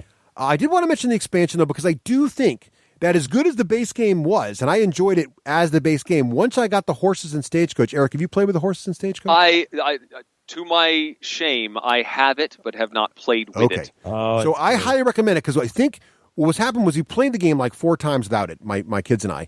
And then we kind of put it aside, and I came home, my kids, the horse and stagecoach came in, I got it. And we played it, and it was like, can we play again? Can we play again? It just added a lot of depth to the game. And it doesn't add enough complexity where you can't still teach it the first time. And Craig, your first game was with a stagecoach, right? It was, and I wouldn't want to play without it. I think that's right. And the reason is because horses. So exactly. First of all, this expansion makes a much cooler way to start the game. So instead of starting with, like, as Eric mentioned earlier, it's 2 guys on the back car and then 2 guys on the next car. In this one, there's this really cool bidding mechanic. So at the start of the game with the expansion, each player gets everything we mentioned before. However, they get an additional meeple. Each person gets a horse meeple that is designed in such a way your cowboy meeple can actually sit in the horse, which, this is important. Also, each player gets an additional action card, which is the horse action, which includes unique artwork in your character's color of your character riding their own unique horse artwork, which is pretty cool. So everybody's got their own horse. So you put that in your deck. Because now, during the course of the game, you can jump from the train to your horse, ride up or back into the train, and then jump back off your horse into the train, and that's just awesome. You can also jump from the roof of the train onto your horse, which is just like, that's a Lone Ranger move right there. That was never done. No, it should be. So anyway, but the start of the game is already a cooler mechanic. So what you do here is, so basically it's called horse attack. So imagine, close your eyes, and imagine it's a classic Western. The train is steaming forward down the track. And in the distance, you see a gaggle of horses, a group of horsemen and women riding up on the back of the train. Gaggle of horses? Yeah, it's a thing. That's the technical term. As they get to the caboose, some of them leap from the horses on the caboose, but some of them press on to maybe board farther up in the train. So how this works in the game mechanics is we each, under the table, are going to either choose to put in our fist our horse or our cowboy. And so we say, okay, we're at the caboose. Everybody put your fist in the middle, and all the players reveal. If they reveal a cowboy meeple, that means they've leapt into the caboose. And those players put their cowboy meeple in the caboose, and they put their horses next to the caboose on the outside because they're riding along next to it. Mm-hmm. The players who revealed a horse meant they're riding on. And now we move on to the next car forward in the train. And then we do the fist trick again. And now the players who reveal cowboys leap onto that car and put their horses next to it. Anybody who still revealed a horse move forward to the next car, and we do the same thing. So we're all kind of secretly vying for who's going to go farther forward. The thing to remember is the folks in the back of the train are in the backmost car are going to be randomly chosen to be player one. So the earlier you jump off, the better your chances to go first. But the later you jump off, typically, not always, but sometimes there's some really good cars up on the train. You're also that much closer to the marshal in that $1,000 briefcase. You're also closer to the stagecoach. We'll put that in a minute, which has also got more money in it. So I love the horse attack mechanic. It really adds a neat way to start the game, and it feels very flavorful. Next of all, the other thing you have in the game is a lot more movement, because the other thing that happens is you got this cool stagecoach. So you build this cool stagecoach just like you build the other train cars, and it's placed right alongside the train engine. So imagine a train engine racing alongside a stagecoach alongside, and there's an additional meeple inside the set, which is a shotgun cowboy meeple. He's orange. He goes on the top of the stagecoach along with another briefcase, $1,000 briefcase. So now you're starting the game with a $1,000 briefcase with a marshal in the train engine and a $1,000 briefcase with the shotgun rider on the stagecoach. In addition to that, there's a deck of passenger cars. You shuffle these passenger cars and put 3 out face up. These are the people riding inside the stagecoach. Things you might find as a photographer of the Old West. You get the old style camera with him. There might be a nice old lady. There might be a bookmark. There might be a card shark. There might be someone's poodle that will bite you. Now, what's cool about these passengers is if you can make your way inside the stagecoach, you must take one of these passenger cards hostage. Now, when you take one of these passenger cards, you're going to like this, Eric. It's very Euro. These passenger cards generally function as multipliers on the different victory conditions you already have. So one of the passengers might make all your bags of loot you collected worth another 250 gold each. One of the passengers makes all your gems worth an additional 500 each, so it doubles them. One of the passengers makes briefcases worth an additional 1,000 each. Yeah. Whoa. And he has no negatives. And one of the passengers just is worth 1,000. One of the passengers is worth 800. So there are different values on these guys. But all the passengers, with the exception of one, have icons on them that are also negative. Yeah. So the dog, for example, the mean poodle, at the start of each turn, bites you, and you must take a wound card into your deck. Nice. One of the old ladies will not ride horses, so once you get hurt, you can't jump back on your horse. Things like that. So these are kind of the things that happen with these passengers, and you must take one, but they're good. And so getting into the stagecoach first gives you the pick of the litter for the passengers to steal. You live with the negative. But you live with the negative, which you take. Now, if you go into the stagecoach later, you're going to be stuck with who's ever there. You got to take them, and you might get stuck with a really bad negative. So getting there early gives you maybe that one guy who doesn't have a bad negative, for example. So how do you get to the stagecoach? Well, a couple different ways. The stagecoach, the top of the stagecoach. Oh, we didn't mention either. When you shoot, you can if you're inside the train, you can only shoot one car forward or one kind of car back. But if you're on the roof of the train, you can shoot as far forward as you want, except line of sight is blocked by cowboys on a car between you and another target. Right. So you can. Right. But the stagecoach roof is considered to have line of sight to any roof on the train, and from any roof on the train, you can shoot the stagecoach roof. So that's a dangerous spot. And the stagecoach roof is considered adjacent to the roof of the train of the car it's riding next to. And it starts next to the train engine, but there are end-of-round event cards that can make the train speed up and the stagecoach fall behind one car. So the stagecoach can push back farther, but whatever train car it's adjacent to, you can basically, as part of your roof movement, and when you're moving the roof, remember, you mentioned you could go 3 spaces. So you can go 1, 2, and then your third space could be to jump over to the stagecoach, or you could be on the stagecoach and jump back across, right? So it's pretty simple that way. Or you could use your horse movement card. Now, your horse movement card is really slick. So you play this card as one of your actions, and then when it gets revealed from the action deck, if there's a horse next to the car you're in, because someone left it there, it doesn't be your horse originally. Basically, once you're off your horse, it's anybody's horse. You can jump onto the horse from inside a train car, or you can jump onto it from the roof as long as the horse is next to your car. And then you can then ride the horse forward or backward up to 3 cars, and then you immediately jump back off the horse inside the train, or if you're now next to the stagecoach, you could jump inside the stagecoach, right?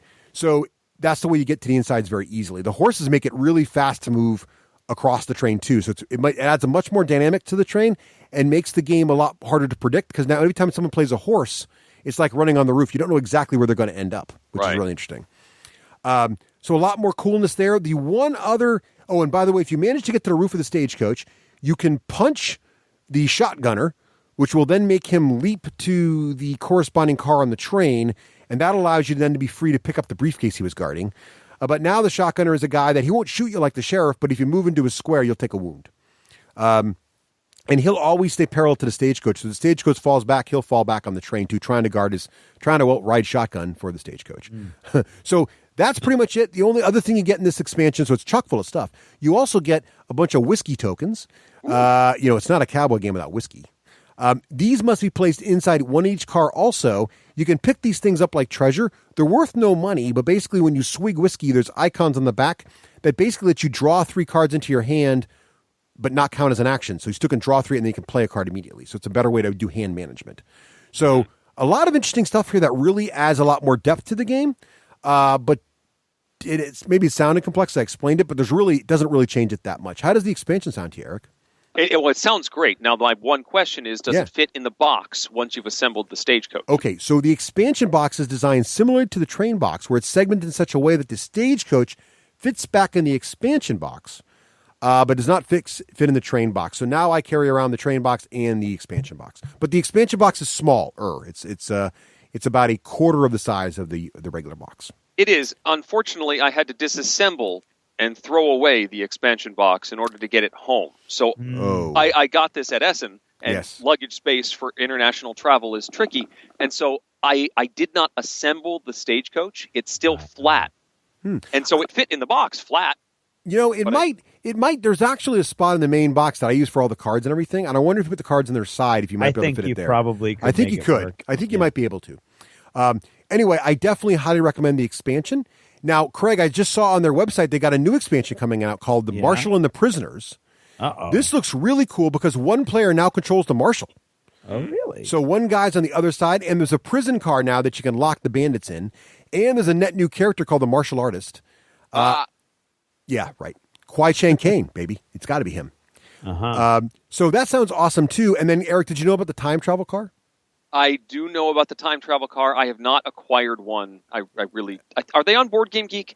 I don't know. I think I've only seen them on eBay, and they're not too bad. They're like $20, which is a lot for a time travel car. But this is the one that's $80.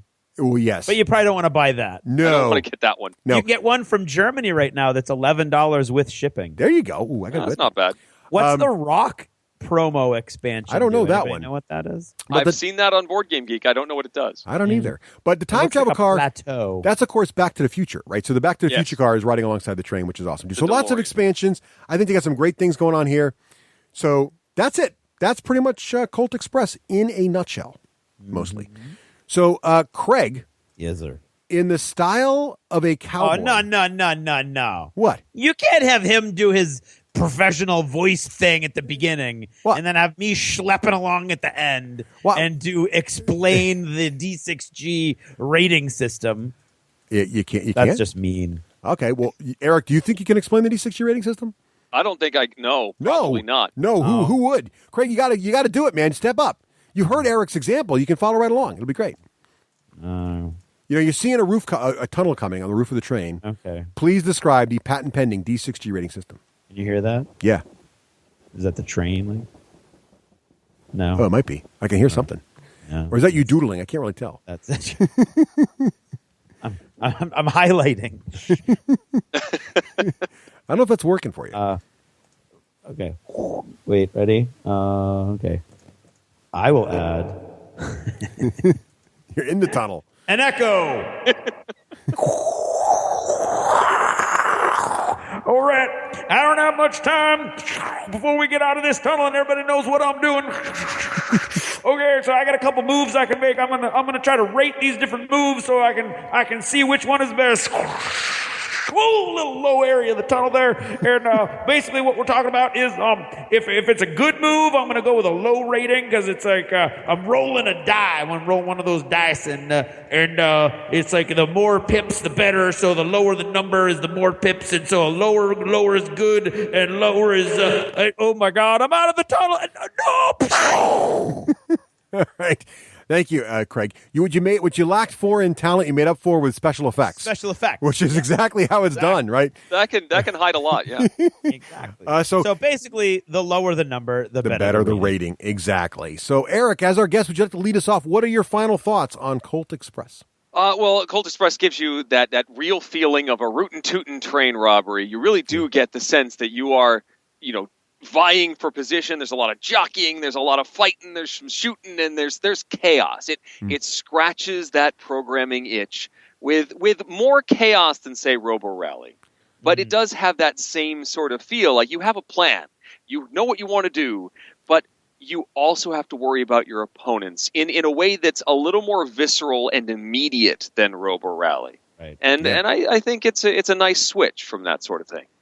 Yeah. What would you rate it on the D6G rating scale? With the lower D6, so we're doing 1 to 6 with 1 being the higher end of the scale. What you'd roll on a D6 with the average gamer would roll that he would like it. So for example, that or higher. If you gave it a 4+, meaning that you'd like it on a 4+ roll, it means that half the gamers roughly would like it. I think we're probably even better than that. This has got to be a 2+. Yeah, I think this is a wide appeal game. There are some that probably wouldn't like that chaos, but I think especially for non-gamers or early entry into the hobby, this is a terrific game. No.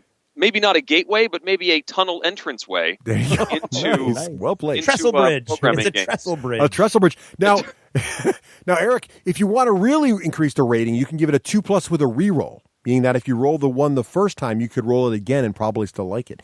Sure, why not? So you're giving it basically the max rating because a 1+ is ridiculous. Everybody hates something. Right. So nice. So I think it's. Yeah. I mean, this won the Spiel des Jahres, didn't it? It did. You're right. Yeah, there's a reason for that. There is. Craig, well, that's a great rating, Eric. I can't disagree. Craig, what are your thoughts? I had a blast. I love the theme. I love the way it's carried out. I love that you hand the people the bullet cards and they get shuffled into your deck. So not only when you pull that card as one of your action cards, do you go, oh, damn it, because it's going to stop you. But you know whose wound is stopping you, and you know it's Russ's fault that you're not going to be able to do everything across the table. Exactly. It's just so chaotic that you can't take it personally. It's so fast that even if things go horribly wrong, you're just going to have fun and you can play it again almost immediately. I mean, the box doesn't lie. 30 or 40 minutes is a whole game. Mm-hmm. I love the fact that you can't get hand locked, that you can take a breather, take a minute. You miss one action, but that's only going to be 25% or so, if that, of the total actions available to you that turn. It still hurts. It still hurts, but it's going to give you 3 more cards. And there aren't that many cards, so unless you start getting really wounded. So that's really going to kind of open up most of your options to you. Like there were a couple times where I didn't have any pickup cards, and I was the only one on the stagecoach, and I could pick it up, except that I couldn't pick it up, so I could take a breather, and I knew there was no way for anybody to get off the train to the stagecoach and up onto the roof where I was in enough time for them to be able to pick it up. So I could take a breather because I was on the stagecoach. Yeah. So like they might shoot me, but I might take a wound, but they're not going to be able to get to me in time for me to get that briefcase. So I really liked that because there was one moment at the first time we played where I was like, oh, I don't have anything I need. Oh, wait a minute, I can do that. So it's not frustrating in that you usually can figure out how to do what you want to do. It is frustrating in that, especially when you go through a tunnel, you have no idea what anybody else is doing. And you come out of the tunnel and then Russ starts laying down shoot cards. You're like, oh crap, who's he shooting? Where'd he go? And I mean, it's fast paced, it's fun, it captures the theme great. I love it. I'm gonna go 2+ with a reroll as well. Nice. Yes. Those are some strong ratings. Well, I can't disagree. I love the art style. I love the 3D train. I love my components. Looks awesome. I really like everything you mentioned, Eric. And one of the things Robo Rally has going against it, and although I like it, is it can outstay its welcome. Right? It can get a little long. It can. And I think this game doesn't have that problem at all. It's very, very quick, as Craig mentioned, and you both mentioned. The other thing I like about it is that there's a very much a screw your neighbor element to this. You are really working, like moving the marshal is just quintessentially, like someone plays, you're going around the table, someone plays move the marshal, you're like, oh, you did not just move the marshal. Like, oh man. And I also really like what they did with the expansion. They didn't miss any tricks with some of the cool things, the end of round actions. So a lot of those really impact what you want to do. For example, the end of our last game, everybody got a free loot pickup. One of my favorite cards, it comes in the expansion. So one of the end of game cards in the expansion is that the train is pulling into town and the sheriff and his posse are there waiting for you. So in the last round of the game, you must get on a horse and ride away. If you don't do that, you lose.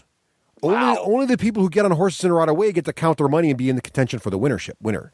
So that's a really neat trick, because if you're near hand, you don't get a horse card. All you can do is, or if you're in a car that's not next to a horse, if you're not near the horses, then this comes up, you're like, ah! And so everybody's racing for the train to get away, and those who run away, are laughing at you as you're getting arrested. Yeah. So a lot of cool stuff. It really adds a lot of depth to the game. I love the Stagecoach expansion. I have no doubt I'm going to pick up Marshall and Prisoners when it comes out, and if I see the time travel car, I will also grab that because it's just too cool. So I got to say the same thing. I don't know how anybody can't enjoy this game. It just looks so cute. It plays so fast. It's got enough fun in it that it's not a gimmick. It's actually a fun, meaty game. So I got to say, you need that train. The game would not be the same without the train. Oh no, you're up above, you're down below, you're jumping onto the horses, you're onto the stagecoach. So it's one of those games that we talked about that's got the bling, but it uses it. It really leverages that three-dimensional. Those three-dimensional components. And Gordon, our friendly local gaming store owner, was explaining to me that they're doing a big reprint, and as part of the celebration, if stores own enough copies, they're getting neoprene train tracks that you can put down under the train just to add it even cooler. Because why not? I got to get those. So yeah, it's just, how do you not get that? So it's just they're not missing a trick on it, but it's very affordable too. That's the other thing. I think there's a lot of things you're going to want to buy, but price of entries, $40. I think it's a steal. So yeah, 2+, no doubt, and I'll add the reroll on there too because I think it's just. I can't imagine. You know what? Even if it wasn't normal, like it would, maybe you wouldn't get the reroll if it was an hour game. Yeah, maybe. But 30 to 40 minutes, suck it up. It's a great filler. It's a game, great you'll filler. Enjoy it. Yeah, really good. So, Eric, thank you so much for joining us on our show today, especially deigning to grace us with your vocal presence. Dude, you got so much. It's great hanging out with you guys. Oh, thank you so Eric, if people want to keep track of what you're up to, various your activities in the Dice Tower, or maybe your activities as Eric Summerer, voice extraordinaire, where would they go to find out more of that on the internet? Probably the best place to follow me and get all of that is my Twitter account, which is at Eric Summerer. You can also head to the Dice Tower and hear what Tom and I are up to every week. We've got an episode every Tuesday morning currently. And I've got a bunch of books on the horizon, a bunch of trips. Essen is coming up very, very quickly. Nice. So, a lot of busy stuff for the last quarter of the year. Awesome. Well, Eric, we'll let you go and get back to all that. Thank you so much for hanging out with us, and we look forward to chatting again in the future. You bet. Thanks, guys.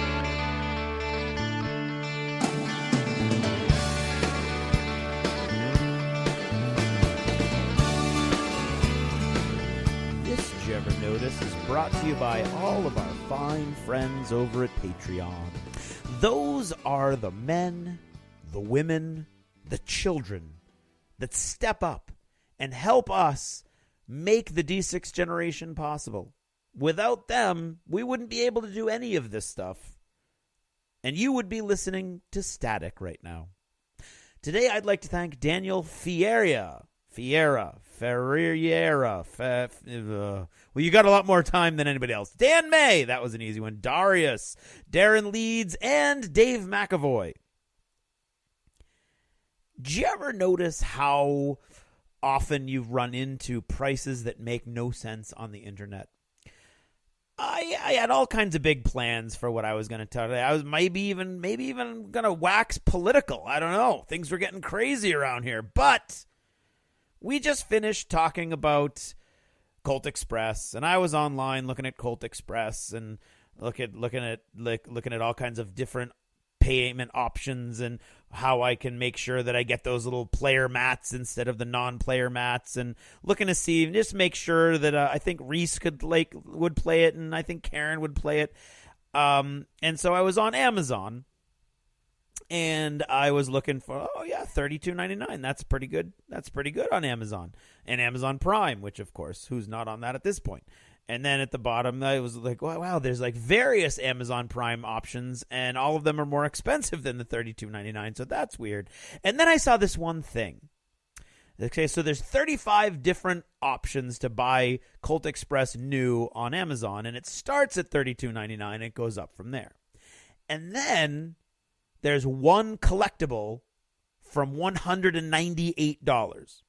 And I thought, oh my God, they must have done like some amazing all wooden pieces or something. Like, what would make it worth $198? That's the only thought in my head. I was completely innocent. I clicked on it. Collectible means used. Means the item shows wear from consistent use, but remains in good condition and works perfectly. All the pages in the cover are intact, including the dust cover, if applicable. The spine may show signs of wear, which isn't applicable. Pages may include limited notes and highlighting. May include a from the library of label. So obviously most of that. So collectible means it's used. So this company, Jensen Books Inc., is selling a used copy of Colt Express, the board game, for $198, which then clicks me back in to the fact that you see this all the time, especially on Amazon, but you see it on eBay too, where some totally normal, mundane product is got just an outrageous price tag on it. $198 for a used copy of a board game that you can get brand new for $33. And I want to know why. I'm fascinated by this, which is weird. It's weird that I didn't, like, they've got a 99% positive rating on Amazon. So, like, and that's, wow, that's 500,000 total ratings they have. And so that, that they're legit, right? And yet, like, what if I pressed one click accidentally? Can you imagine that? $200. Oof. But anyway, I just had that thought while I was going through. Why? So I don't know. I have no answer. Usually I try to go into a Did You Ever Notice with at least a theory, like, that I can tack onto the end and say, you know what? And I think this is why. Or I have no idea. I'm fascinated by the fact that, like, you'll be looking for I'll be looking for like game stuff or terrain stuff, and you'll see like $22 plastic building for $150. Why? It's not like it's not available at other places at that retail price. So I want to know, like, what are the possible reasons why that's out there? Is it a mistake? Because it happens a lot. If you go on Amazon and you just kind of like look through game stuff, I don't know if it's out there in other genres and other product types, but if you go and look for game stuff, you will find these bizarre pricings where something is priced $100, $200, $300 for something that costs $10 or $15. So is it a mistake? Or is it something darker, like they're just expecting, like, you know what, we're going to put one up for $200, and we're just going to leave it there. We're just going to hang it there. We've got like 20 copies, and so we're going to put 19 of them up at the normal price. We're going to put one up at $200 just on the off chance that somebody buys it without looking at any of the other stuff. And that kind of makes me sick to my stomach to think that somebody might do that. And I mean, is it possible? Because then you just, I don't know. I'm completely at a loss as to how that works and why. Because you see it, I feel like I see it all the time between Amazon and in eBay in particular, where there are just buy it now options. And the buy it now option is just ludicrous. And it's not a buy it now or best offer. It's like a buy it now, $500 for one Space Marine. And you're like, what about, is it gold plated? I mean, if it was gold plated, you wouldn't pay $500. So that just blew my mind that there's a $198 copy of Colt Express, the board game, because it's used. Consistent use. Shows wear from consistent use. Because they've rated it collectible. So it's not like it's a special version of the game. It's used. I'm in awe. I'm stuck. I don't even know what to think. Anyway, have you ever noticed that? I noticed that. And that's all I've got to say about that tonight. So thanks for listening. And...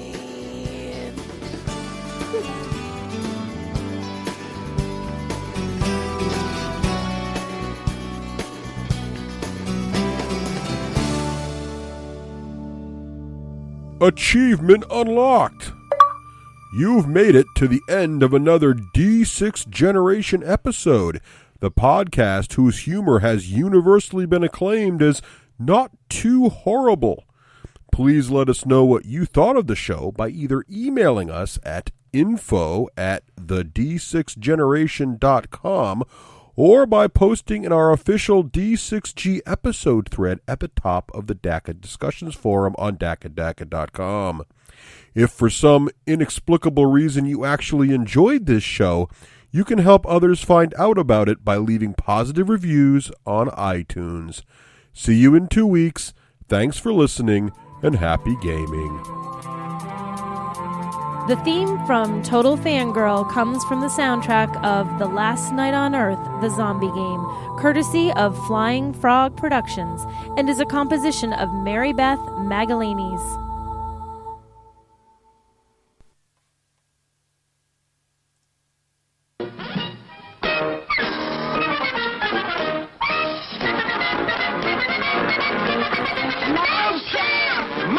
The wildest, funniest game you've ever seen. Mousetrap! Catch the mouse, that's half the fun. But there's even more to playing Mousetrap game. Here's where the fun begins. Move 2 spaces, 1, 2. Start building the mousetrap. Race your mouse around the board, building a mousetrap as you go. Then comes the funniest part of Mousetrap game.